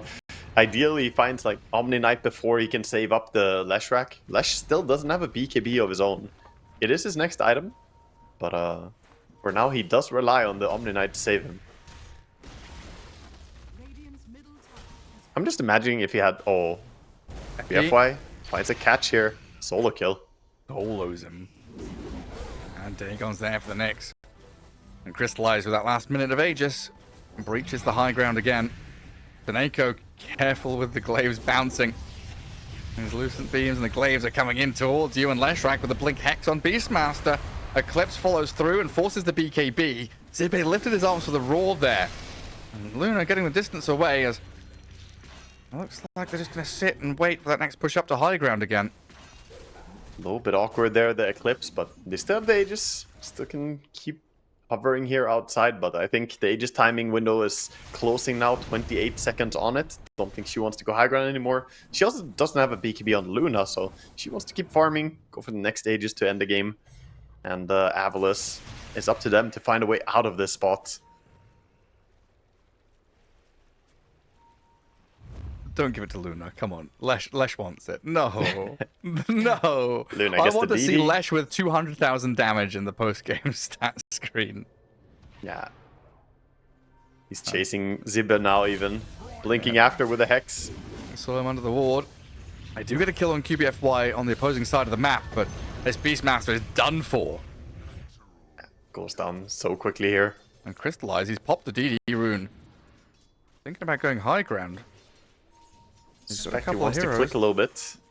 Lasso is on cooldown as well, so could be a way to go high ground. Meanwhile, Stormstorm is showing bottom. Target acquired, immediately chasing him. dire are scanning. He doesn't have a TP scroll, he's just way out there. Oh, no way home. Is he gonna... Far away from home, Stormer. Don't even stop to grab Lotuses. Cross the bridge, try and run away, but it's been Oh, pinged and no, signaled. no, no, QBFY with a chat wheel lines as well. Out comes Crystallize with the last remaining seconds of the double damage rune. This Leshrac was top a second ago, now he's bot. Kill your Beastmaster, kill your Huskar. What's next? Kill your base? Thinking about it. Just dominating the entirety of this map. No way for AVULUS to get out. And again, Batrider wants to. But Nyx is now on the hunt. He went into scuttle mode.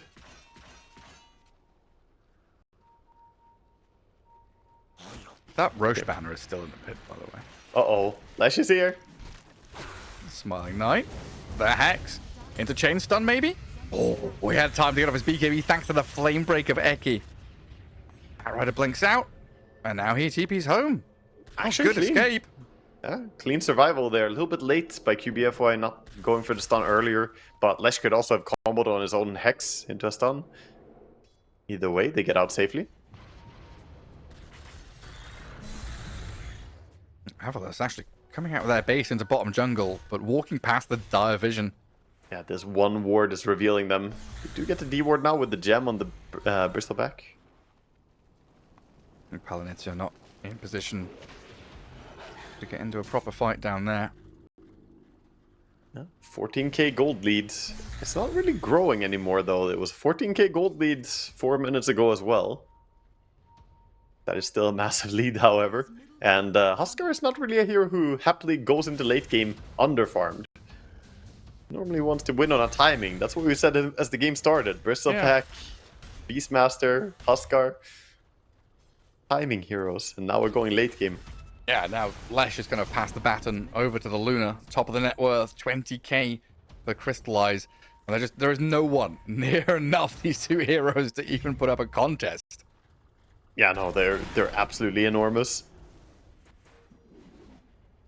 Enchantress has found surprising amount of farm for himself, just getting out here on the map. So Neko is farming up the enemy ancients, but meanwhile, Stormstormer again gets Blink Hexed, stunned, and that's the end of it. Yeah. And that's another level of Dagon for the Nyx Assassin now as well. That's the best feeling about playing Nyx. Every kill, one more Dagon recipe. Pretty much. Quite a long Roche respawn, 2.5 minutes to go. Oh yeah, Suneko has his Hurricane Pike finished and Hyperstones. They're getting queued. The Moonshard, he knows. Oh, the Philosopher's Stone is about to crack on the Lesh. Bracket that bonus gold that's coming in. Yes. He's already got his next item token to go. Ding.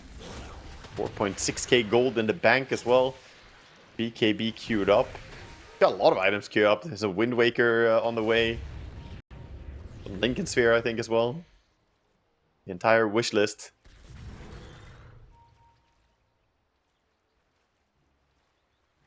Even a shield rune for his troubles. Omni wants to get himself a Blink Dagger so he can follow after his Leshrac. He's like, you're too fast for me. I can't protect you anymore. Need some kind of gap close. There's bottles being passed around as well. Started with the Lesh, got handed to Luna, then to Omni, back to Lesh again. Whoever's there ready to pick up the runes. That's real teammates.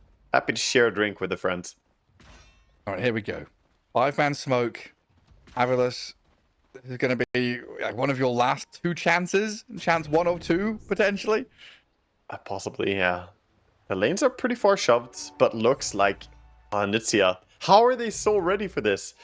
They guess they smoked under the ward, huh? They smoked under the dire ward on the triangle. Because they know exactly what's going on. Look at them. They're positioning. Roshan Radiant Corner as well. Setting up in that area of the map. Radiant Vision is up there, so AVULUS could stick around here and maybe hope that Palianytsia come to them. The re-smoke go again. The old extra razzle dazzle go from below this time. Oh yeah, we tried from above. Let's change position. Look at QBFY though, already in smoke rape position towards the south here as the Nyx. He's ready to tank it. Does he see them yet? That's a long wraparound. Smiling Knight breaks the smoke on the Nyx. I see this Bristleback frontlining. They don't want to hard commit to it just yet, though, but they've brought him down to half, and then they've scythed him. Forstaff back away from danger thanks to Suneko. Fortnite Man, they're being chipped away at and lassoed back in towards them. Smiling Knight turns his back, spams the quills. He's not dying. Yeah, this Timber Sword seems far too strong, and now with the Guardian Angel on him, tons of heals. Stormstormer's the one who's been left stranded by his team, blown up by Fortnite Man. Yeah, you can't stand against him. Fortnite Man, he dabs on all these deadlock mans and whatnot. He was the original one. Hey now, there's PUBG Man over here. Well, and Elder Scrolls Man, he's the OG, surely. He wants to be. He's farming the enemy ancients here, but they're coming. The Popo. Going to bring back Pong Man. Or Pac-Man Man. What? Did they not see each other? That's crazy. I guess not. That looked like the Lesh should have seen him, but... Alright, bye. Nyx just throws his stuff out of hate. He's like, screw you. Keep you away from me. I click it into the BKB. Damage testing. Omni got the banner from last time. Cracker is off taking a drink right now. He's waiting. He's like, guys, call me when you're ready to take the Aegis and end the game. All the gold coins flying from the Lesh who picked up triple bounty runes. Omni Knight screaming for his team to come take the Roshan. Get over here, Crystallize. One attempt by AVULUS. It feels like maybe got one more in them when this high ground push comes. That was one attempt, but that was 2 smokes, so they have one more smoke on the Batrider, and then I think that's going to be it for them when it comes to smokes. Yeah, cooldown after that. Well, actually, they do have 2 more. Never mind. There's one on the Courier. This was second to last smoke. Roche already dropped. That's fine. Don't stop the smoke. You're so far behind at this point, you may as well just full send it. Commit to a move. Radiant are scanning. Oscar kill. takes the DD rune. They want to wait up for him a little bit. Are scanning. Who's your first point of contact going to be? That's always the problem. It's like Nyx nobody. or Timbersaw. Oh, yeah, or nobody. Palianytsia, just back out of this. Yeah, that's -1 smoke. 1 remaining, as I said. Luna now with the Aegis could lead her friends down the mid lane. Dire's bottom He wants to cut the creep wave. Don't think that's gonna be so safe. Spike Carapace, gonna stun him up. No way out of there when Moonlight joins in. Hex into another stun. Eki does have buyback. Probably going to have to use it here as Palianytsia approach that Radiant base. Yeah, the game of cat and mouse has been fun, but I think it's all about to be over as they start aiming at the high ground here. I'm pinging Crystallize. My Knight's like this Luna. We've got to get this Luna. Stop her from hitting our buildings. Yeah, she's got ages. Let's They dropped one of their 2 banners on this top lane. I can throw another one down into mid when that creep wave comes in. A Hex on Next up. Senenko. Quick stun and blow up the Ench. And then turn onto the Bristleback and nearly just blow him up with the Nyx Assassin, honestly. When your Luna position 1 hitting. carry is being done in by a support Nyx, you know this one's done. This one's It's cooked. all ogre, man. Tips coming out here. Yeah. Draft issue. Huskar last pick. You know what? They tested something. This wasn't it. Huskar wasn't the pick, I don't think. Again, amazing play by Palianytsia. Their combo, we've seen this one before. The Omni Leshrac, they make it look so brutal. They ran around, dominated the game from minute 6 and onwards. They never stopped ganking. And yeah, they're still hanging in here, hoping for maybe a blink pull back with a Batrider.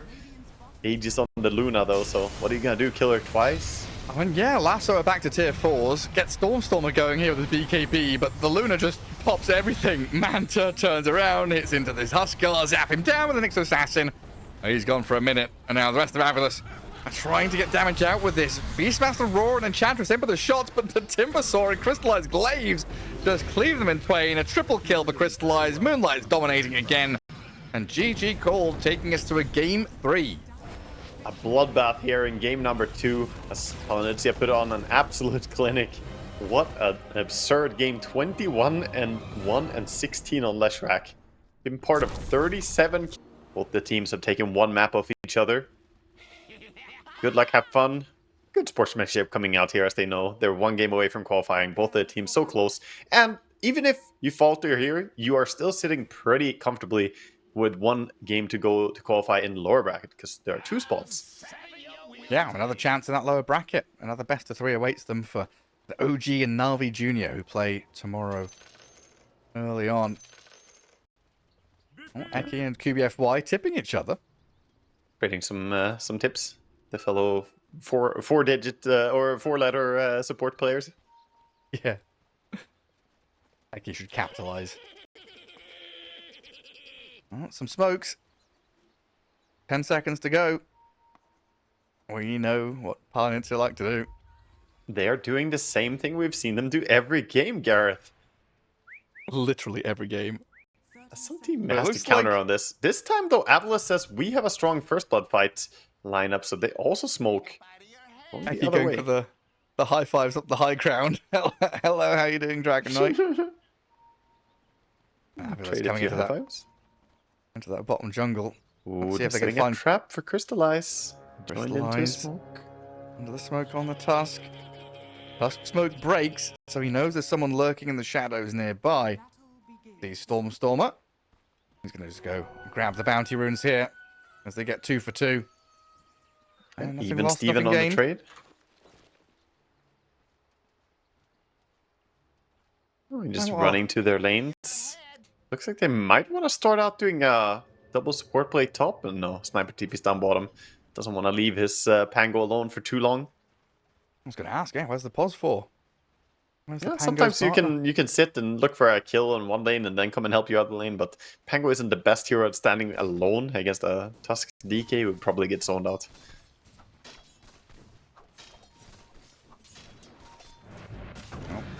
Aki See sniper him? down here. Soneko getting nuked and right-clicked. Ah, dropping pretty low already. Just He's in die danger. here. CM is not the fastest hero in the game. Blood grenade actually drops him lower. Fortnite man. Offensive Slowed grenade. down though. He's alive, but HP is gone already. And that's why I said, when we talked about Batrider, I said my favorite combo with Batrider Centaur. Yep. Amazing. You pull them into Centaur with a Flame Break and Centaur stomps. Tons of damage.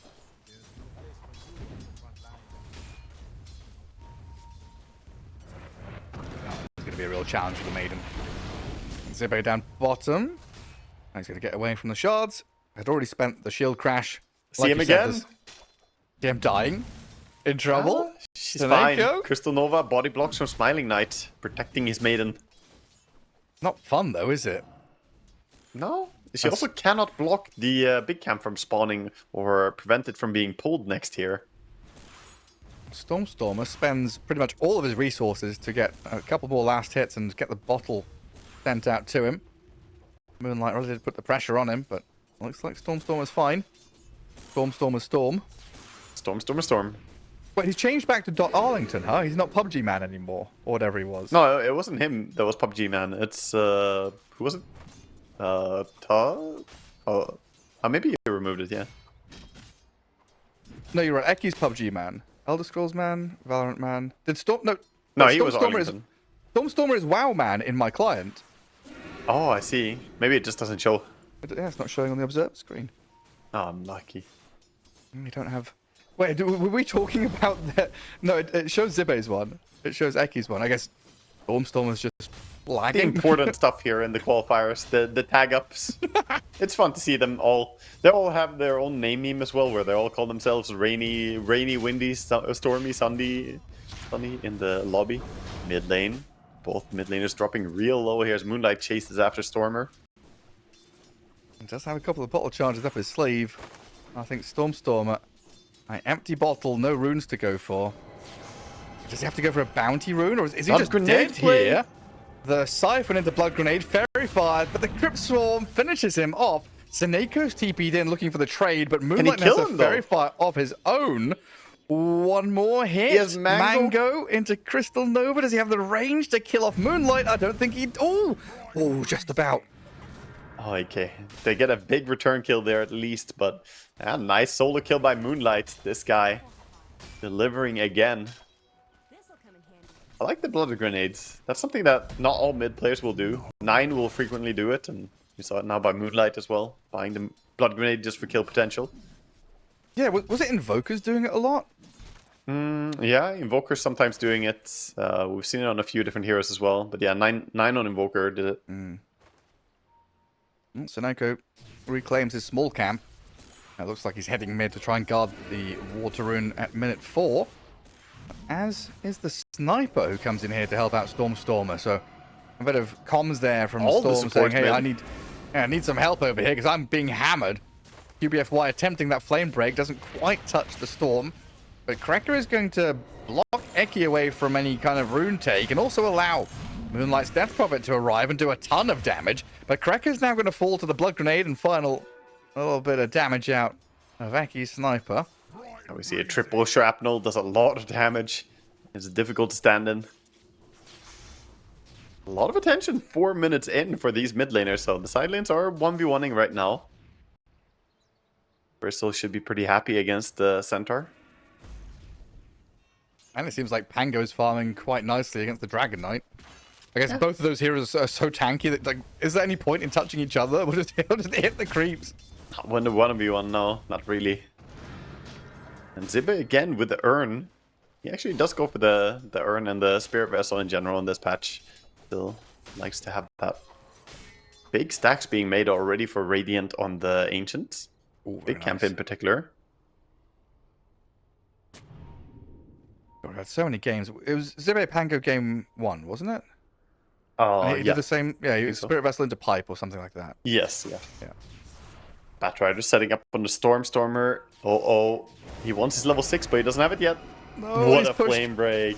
back up to high ground. QBFY, I mean, he is really good. It's so clean. Seneko, Frostbite, Blood Grenade, Shrapnel from Eki and Seneko here. Actually kills off QBFY. Moonlight trying to chase with Fortnite Man onto a sniper, but that's not happening. A lot of time invested though. They do get an important kill, but they lose one hero. Centaur running away from the lane, leaving Bristle to farm for a while. He's gonna get towards his level 6. It's like DP has the lowest last hits of the cores, but what's her net worth? She got the highest net worth of them all. Just running She's around higher getting than kills. Storm, I'll tell you that. She's 200 gold ahead. Okay, she's not as far ahead as I thought. Pango, surprisingly, very high up there. Yeah, he's doing quite well for himself. Hasn't died a single time. No kills, no assists, no nothing, but he is just farming away. Just keep hitting your creeps. Now Stormer really tucked into that jungle now. Difficult early game for him. He's going to crack level 6 after this creep camp. It's not a fun time. Level 6 on the Death Prophet now, so they have the exorcism long day. So they can start. It's not a funny word either. Yeah, so now they can try and make a play around mid here. They did lose their catapult though, so can't really push into tower. Batrider goes for another stack, doesn't get it. 4 stack is all it's going to be on the big camp. Need to go and clear this. CM gonna find this as he puts a ward down. Will he put it? Yeah, there we go. There it is. These all the stacks. Yeah, he's probably calling Stormer like, this is a lot of farm if you want it, or Bristleback, someone can go and invade here. Throw some shrapnels on it. So looks like Batrider and Centaur already prepping themselves to go and take it. Yeah, they're gonna farm it right now. Yeah. Well, today I learned. Oh, hang on. Spineko. Gonna try and steal some. Stampede from Centaur to get the kill on Zibe. Crystallize claims it, but in this triangle, the Centaur being focused down by the Maiden and the Bristleback playing aggressively into this Radiant Ancient spot. Fortnite Man is dead. Seneco's traded out for him, and it looks like Palianytsia bringing Dragonite and the numbers to try and deal with this Sniper Bristleback slowly now. dying to DP meanwhile. You're right. The 3-for-1, maybe a 4-for-1 now. The quill sprays are stacking up, but the damage from this Dragon Knight should be able to bring him down in the end with a flame break to help, but he killed Cracker in the meantime. So 4-for-2?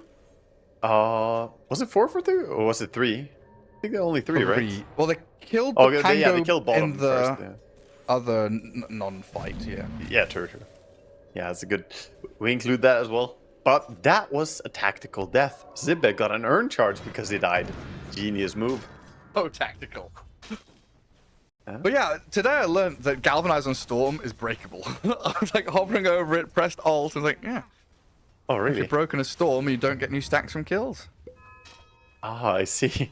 That is the most Dota interaction right there. Such a weird, obscure thing. And you don't find out until you hover and Alt. Just look at the Alt text. I see. Well, 4 Galvanized stacks for Storm. Let's see if we can get some more here with Bracket. Drinking bodies over towards his courier who dies.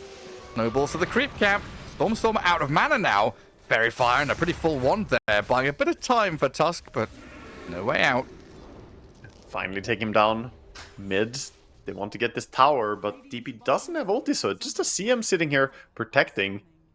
They kind of want to dive her, but she has CM ulti ready. Batrider has to be a bit cautious not to get too close to her. I thought Seneko would go for that, honestly. Yeah, I almost figured, but maybe he didn't have any TPs to come in. Needed a little bit of help to get the kill. Nobody helping. Slowly whittling away at that tier 1 mid, but quickly, tier 1 tower has died. Yeah, he does have mana boots now, Maiden, so he can keep sitting here and spamming. He's picking up a lot of solo experience. Mana boots and aura, all for the Storm Spirit. Gets a haste rune here on the Storm. Playing enemy side of the map to soak up a bit of an extra farm that otherwise wouldn't be available to them. Yeah, try and speed up their own game. Dragon Knight just holding out on bottom now. Crystallize is going to clear that wave and go back to jungle. Level 4 in the cleave, so pretty fast farmer. He's got to try and catch up to this Pango and Bristle. Bristle leading the charge there. Oh, mid lane Stormer. Right at the top of this Death Prophet with a blood grenade and the sniper's damage, but a turnaround from Moonlight with a Stampede and the Spirit Siphons. They still had 2 to go and 1 charges. A 3v1 where the DP is like, and what? Yeah, and she's completely fine. Drops the Seeds of Serenity on the ground as well. Gonna get some extra healing. I think the big timing here, though, is going to be this. The Spirit Vessel comes in for the Pango. All the healing that you talked about now can be counteracted by the Pangolier. Very true. In the ancient spot again. And Drinking Buddies helping get one of them out of danger.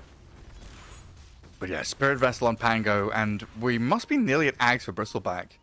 Yeah, he's close. Very close. He needs 600 gold. That's a pretty big ticket item. Much clearer direction here from AVULUS, but with this Zibe Pango dying in the mid lane, just not really in the right spot at the right time. And Enki's going to have to TP out of here. Ooh, no ball goes right across in towards Seneko. Bat and Tusk, very good at getting on top of people. That was a very nice pick off, and they get the tower immediately after as well. Meanwhile, the Centaur stands bravely to defend the top tower as well, stopping the push from the Storm Spirit. And of course, Crystallize getting his farm on with the armlet, so everything working out pretty well for Palianytsia right now. Gonna get the rune control as well, most likely. Illusion rune. Could be denied here by Sniper. I started to... that's the thing, right? Palianytsia find these moments where AVULUS starts to feel like they're pulling away, getting into these big item timings. Palianytsia just no. It's their moment to strike, go for a kill, go for a pick, play around your DP who's strong. Centaur up at top, has Stampede. Being poked at here by a lot of damage, and they'll force the Stampede, but the Frostpoint is there, counteracting the ulti of the Centaur, and I didn't think they'd actually be able to finish him off. Yeah, a lot of damage. No TP coming in to help him either. They did not care about him. Poor guy. He had a magic stick and he had a healing Lotus, but didn't end up using it in the end there, perhaps saving them for another engagement, as he probably would have died either way without any help. I wonder what the comms were like. You know, like, I'm fine. I'm died. I'm dead. I'm died. I am death. There is the DP's Rod of Atos ready. Bristleback Aghanims as he heads into some pretty juicy ancient stacks. Yeah, quickly deals the damage here as we see him spam out the Aghanims quills. Gonna finish up this stack. Bloodstone coming up next, so more healing in this game is gonna happen. Dire's top tower is under attack. That's a fat little piggy. Getting some good resources for himself in the Ancients area now. Dire top 1 tower, tier 1 tower is looking like it's being forfeit here on top. So Neko is gonna get there and try to lead some experience, I guess. Actually, TP in the Storm. Okay. But there's more moves coming over. The smoke here could be dangerous for Storm if he decides to take a fight. The Dire scan realizes it's coming, but Seneko, he's already been jumped. Still survives, though. Turns with a Frostbite. Storm now the new target here for the Radiant. As Palianytsia, they're struggling to finish anybody off. QBFY and Cracker, the 2 supports on the Radiant, have died, and the Death Prophet will join them. Now the Centaur, well, he's got Stampede, but he doesn't have TP. Top tower is under That is an Into the insane mines. fight. They didn't even have the Bristleback, killing off the Batrider before he got the ulti out there. Only because of that, the Stormer lived. The Stormer spirit manages to turn the fight around and get several kills. The tower protected as well. And this was while Bristleback was just farming up himself and not joining. Level 4 Frostbite, an absolute monster to deal with when you're trying to be a mobility hero like Bat or Tusk, get on top of people. Suddenly you're slowed and rooted, you can't do a damn thing. I thought when the Atos came out on the Storm Spirit that he was going to go down there. I didn't think he was going to make it, but they turned that fight around. Sniper with a lot of damage with the shrapnel. You have to respect it. This facet bursts people. That was a big one, because DP had just popped ulti, and then immediately killed off by like shrapnels and remnants. And is QBFY going to feel the same pain that the Death Prophet did? Ooh. You remember how we watched Storm Spirit have 0 galvanized? Yeah, this is not the same thing as that. This is 10 charges already building up that mana regen. Once he gets the Kaya, mana regen gets amplified.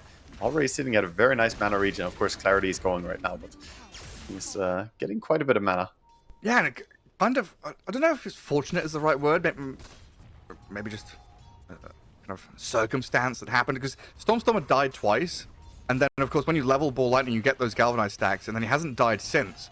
Yeah. So those first 2 deaths, like, oh, it feels pretty rough, feels pretty bad, but yeah, he's managed to keep himself tucked away and safe for the remainder of the game, now involved in, what, 8 kills after those 2 deaths? Yeah, definitely getting quite a bit of charges. You don't need the last hits, so now he was under a ward, gets spotted, grabbed up. Lassoed in, silenced, Wars punched. Have they got the heals? No, they do not. Stormstormer down, but with his Rolling Thunder Freezing Field, Seneko and Zibe onto Moonlight. The trade the mid lane is out 1-for-1, and they'll get a bonus kill onto Krekker's Tusk, it looks like.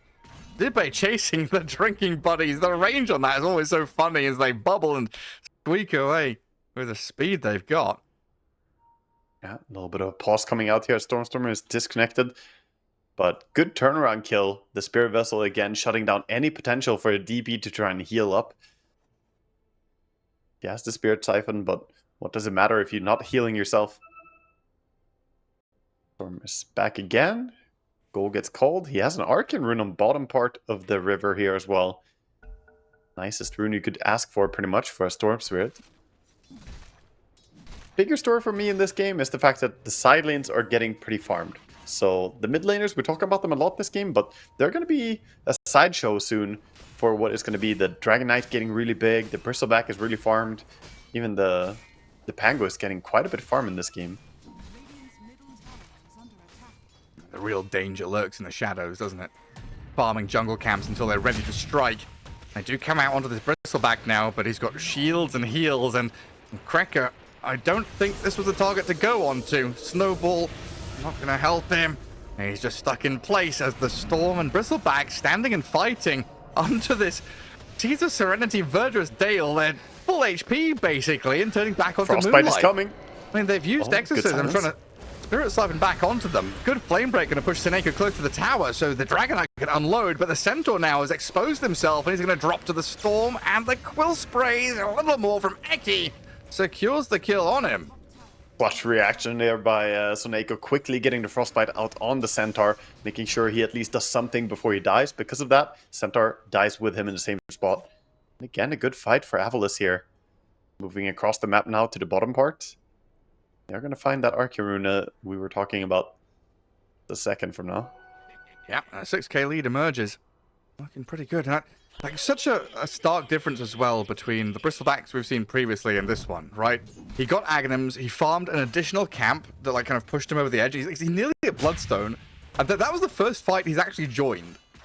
Yeah, he joined the fight and he just stood confidently. What can he do? He turned his back, looked at a high ground, and you cannot kill off the Voodoo Mask man. Arcane Rune died, perished, yeah. Never picked up, but the DD Rune spawned instead, so still pretty powered up. Didn't read the expiration dates on the... Yeah, could have been Arcane Rune and DD Rune right now. Could have, yeah. Not this time, though. Not for Stormstormer. Ancient's being stolen here by Smiling Knight on his Bristleback, so he's starting to be oppressive, showing his force in this game. Maybe even a Courier Snipe if he can find it. The Vitality boost down. Yeah, that's the Eternal Shroud being built by DP. Gonna be delayed a little bit. Not that he had the rest of the gold for it anyway. Oh, Storm zipping too. Oh, he's hunting for QBFY. Meanwhile, Smoke comes into the other side of the map. We see the Dragon Knight farming bottom. He has a BKB, but he doesn't want to use it defensively just to survive. Be good to force it. Zippe. Quite an aggressive move there with a swashbuckle. Having to shield crash defensively now and run away from Fortnite Man. So they've got the Batrider here and the DP's damage to finish off the Pangolier. This is good for Breadstack. It is. Looks like Crystallize with that dragon form has scared the rest of them away. But AVULUS, they say no, we're going to turn back and play under our vision. We've got dire vision up on this high ground. We see you all. Yeah, they do have nice control of the area. Gonna run back here. Running past an Observer Ward though. No lasso anymore, of course. I'm back to farming for a bit. 5k lead for AVULUS. Still in a good spot in this game, but we do have the ticking time bomb. There's a Dragon Knight. Once he gets to the late game, we've seen the amount of damage he can do. Tower is under attack. It is very potent. Queuing up to Silver Edge as well to try and deal with the Bristleback in this game. This Bristle is huge though. 12k net worth at 20 is really, really farmed. Yeah, it's like Dragon Knight is scary, and with his cleave, usually he's outstripping, out-farming everybody. But Smiling Knight, tremendous job to be right up there. Centaur TPing out of the grasp of Seneko and Smiling Knight. Batrider's still lurking around. Maybe he could cut a wave if he stays a little bit longer. Oh, Zibe is not pushing top. He's waiting for someone to come and cut this creep wave. The Pango right now is expecting that QBFY will go here. Oh, he leaves it. He was having the right idea. If he had patience, he would have found this. That would have been a really nice move. Oh, And he's he still popped- here. Popped the roll, but he was under an observer ward when he did that, so Batrider gets to safety, and now they can take a big fight. No Pango roll. The Tormentor does get stolen though, so shard for Eki. Yeah, but they're in a dangerous spot now. They're gonna go on the Zibe first here. Silence. Lane break and Stampede to catch up to him. Palianytsia, yeah, bang in position as the rest of AVULUS are going to have to TP away. Like Mass you said, TP not a out. chance to fight. They did steal the Wisdom Rune before leaving, though, so sure they lost Zibe, but taking the enemy Tormentor, taking the Wisdom Rune, not bad for them. AVULUS pulling ahead again.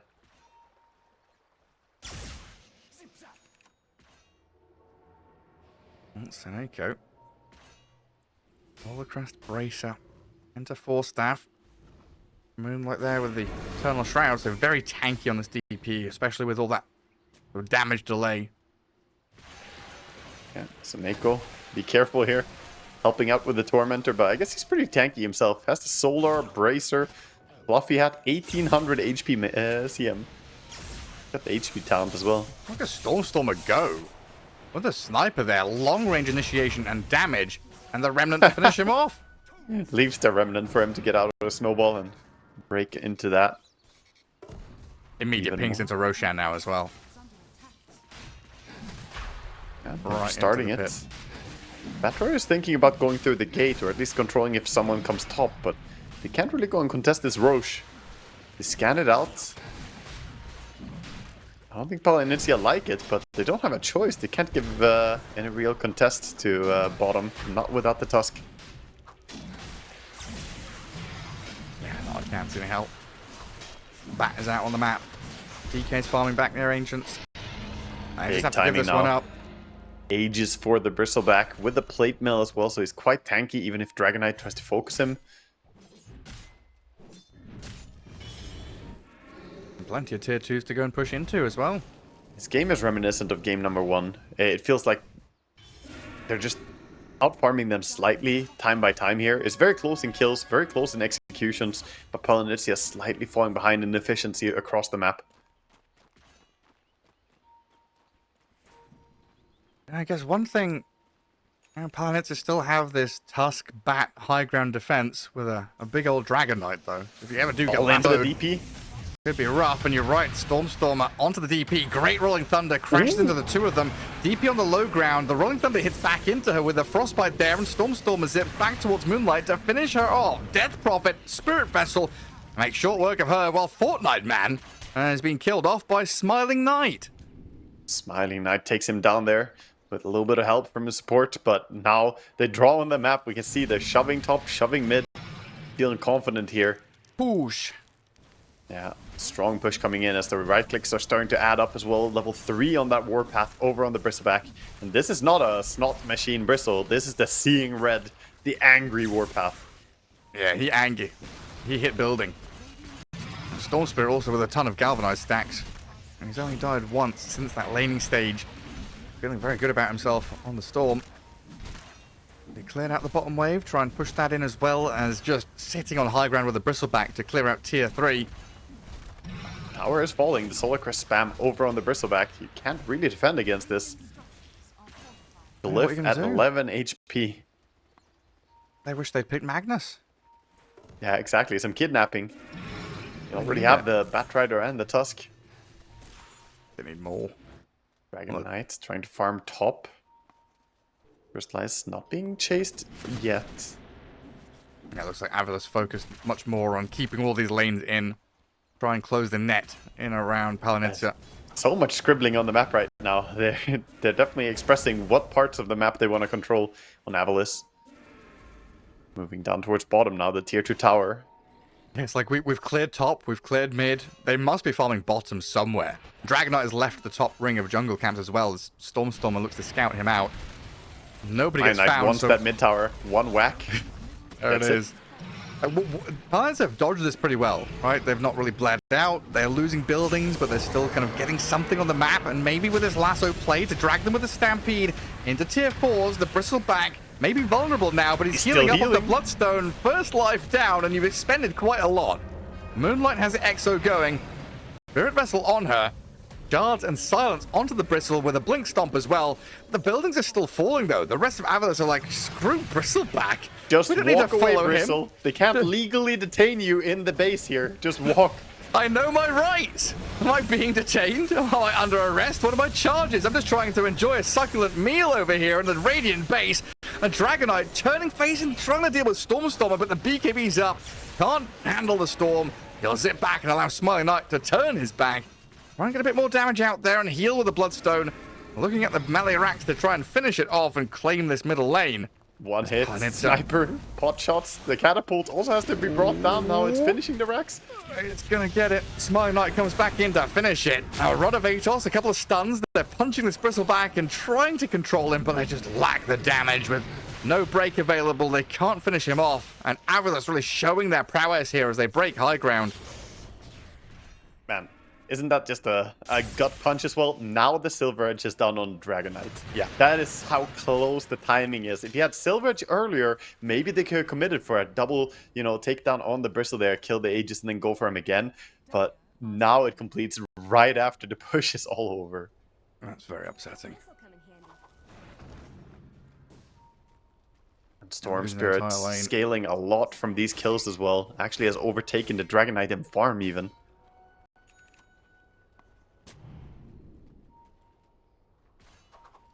And Palianytsia, somehow they just seem like they don't have the same gas in them that we have seen them have in some of the previous series. They a little bit slower paced. They're grouping now to try and smoke, but all of AVULUS are already up here on top. We aren't seeing the same kind of direction or directive of these chain smokes into pick off and to pick off. Yeah, they're calling that they want to try on the Wisdom Rune here, suspecting that AVULUS wants to come and steal their rune. But they also know about it. They know that you know. Ships in the dark, though. See if they can go here with a double smoke. Oh, hello. Bristleback's hit D-Ward, and they're going on him again. It's quite a lot of damage onto the Bristle, and down he goes. Big pick off by Palianytsia with a double kill for Crystallize. They've killed off two. Stormstorm was trying to take down the bat, but he has the BKB TP, and he dies anyway. Huge fight there for Palianytsia. Dragonite doing so much damage. The break from the Silver Edge made the difference. Dragonite just bursting down the Bristleback before he could pop the BKB. Oh, a 4K net worth swing. And yeah, Batrider Lasso, no matter what year it is, no matter what decade it is, this Batrider here is picked for a reason. Magic immunity, spell immunity, pierce through it, drag them around, and displace your Just a staple enemies. hero in competitive Dota. The toolkit Batrider brings to the table is just always going to be good. It doesn't matter if the numbers are good or not, if the hero is good in the meta or not. It's just having the ability of saying, I go on you, I got you. That's all you need. Yeah, it's like you can nerf his flying vision, nerf his magic damage, whatever you want to. Try and turn him into a right clicker with his shard. Yeah, go ahead. He's still gonna be a blink lasso catcher. Yeah. That was so imperative for Palianytsia, though, actually staying in the game, getting the Wisdom Rune as well after that, all those kills. Themselves a good footing in the game again. Dragonite gets a Crystallis from this fight as well, so closing in on getting that Daedalus. That's the timing when he really starts being too strong to be ignored. He's a hard hero to kill, and usually we see people target him last. But once the Dragonite has a Daedalus, you just cannot wait with killing him. You have to go on him first, and I don't think AVULUS have the best lineup to target him.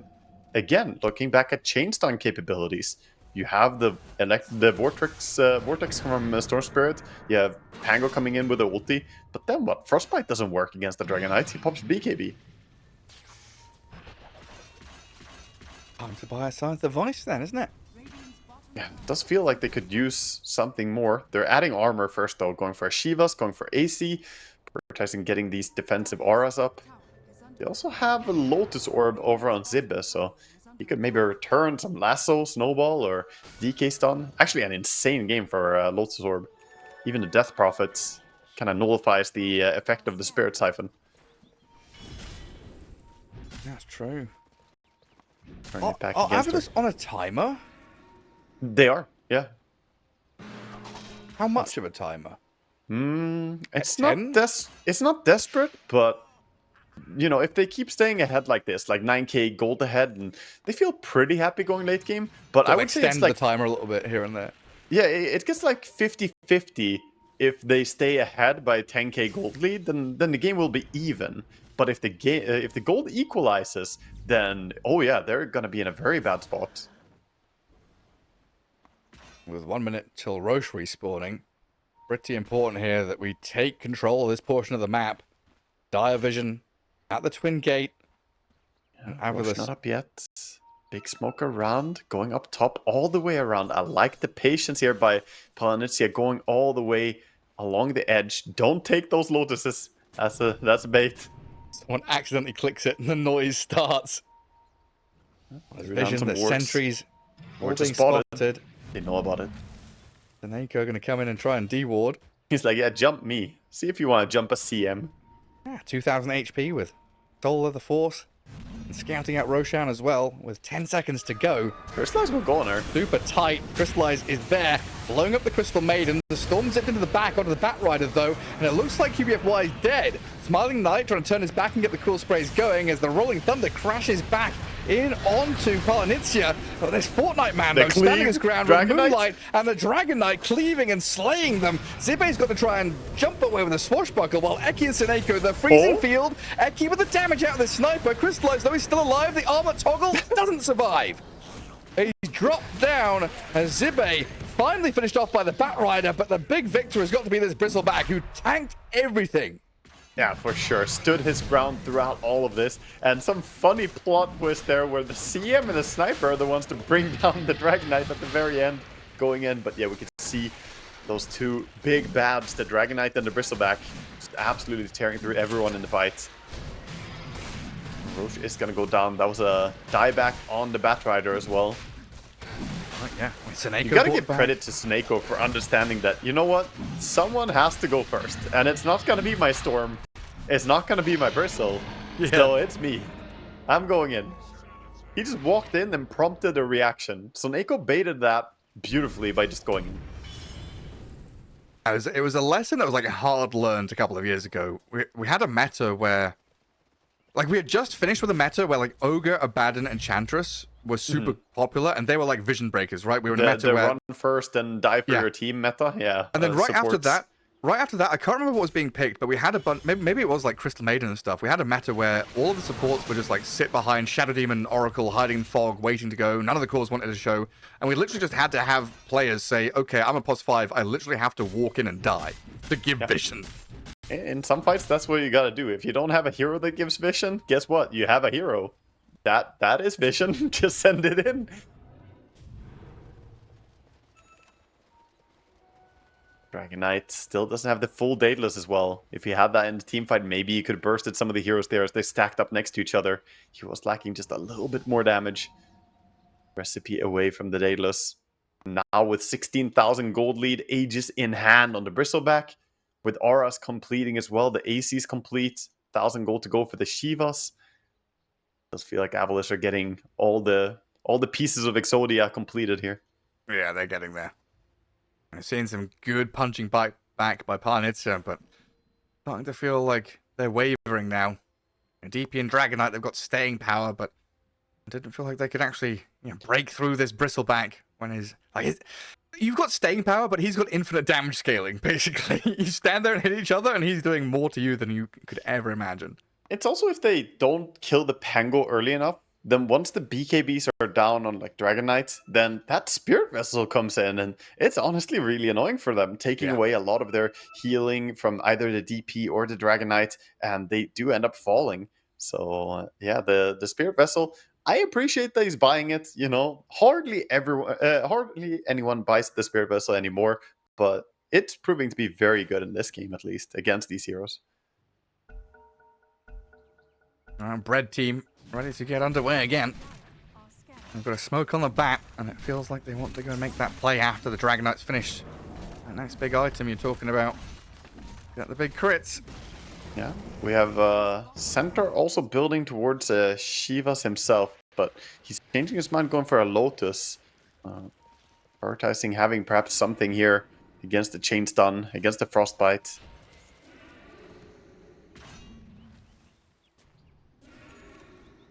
Also getting rid of the Spirit Vessel, right? If you get Lotus, you can dispel it. Yeah, that's true. I just take it right off you. Oh, bottom lane shoved by Eki. As the rest of AVULUS, they smoke out of mid up to top. Arcane Rune for Stormer. Real nice, handy grab. Big room for him, and he's gonna just jungle up a little bit, finish up the Shivas. We have Wisdom Rune spawning in 20 seconds here. The Radiant Wisdom Rune is already being camped by all of AVULUS. They are showing that they're in here, but I think it's going to be difficult for him to get this one. Dragon Knight has made his way all the way to Vinland here, up in the north. He's been following the directions of the DP. I've been watching the scribbling on the map, and DP's drawing freaking lines and You say arrows. the directions of the DP has been guided by the stars, man. Yeah. The stars will take you to the free farm. Seneko comes back with the Wisdom Rune. He signals that there's a lot of farm to be had. Some stacks to be made.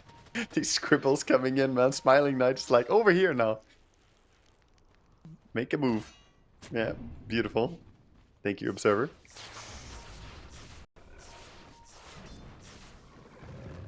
And all the time, some rat gameplay here coming out from Palianytsia. Get a D-ward over on the gate using their Bat Rider. It's just such an oppressive map to be on right now as the Radiant. It gets very difficult to leave base when you play against a Storm Spirit and you start falling really far behind. You just know that he can jump you from across the map. Right now with an Arcane Rune, his initiation range is pretty much the half of the map here.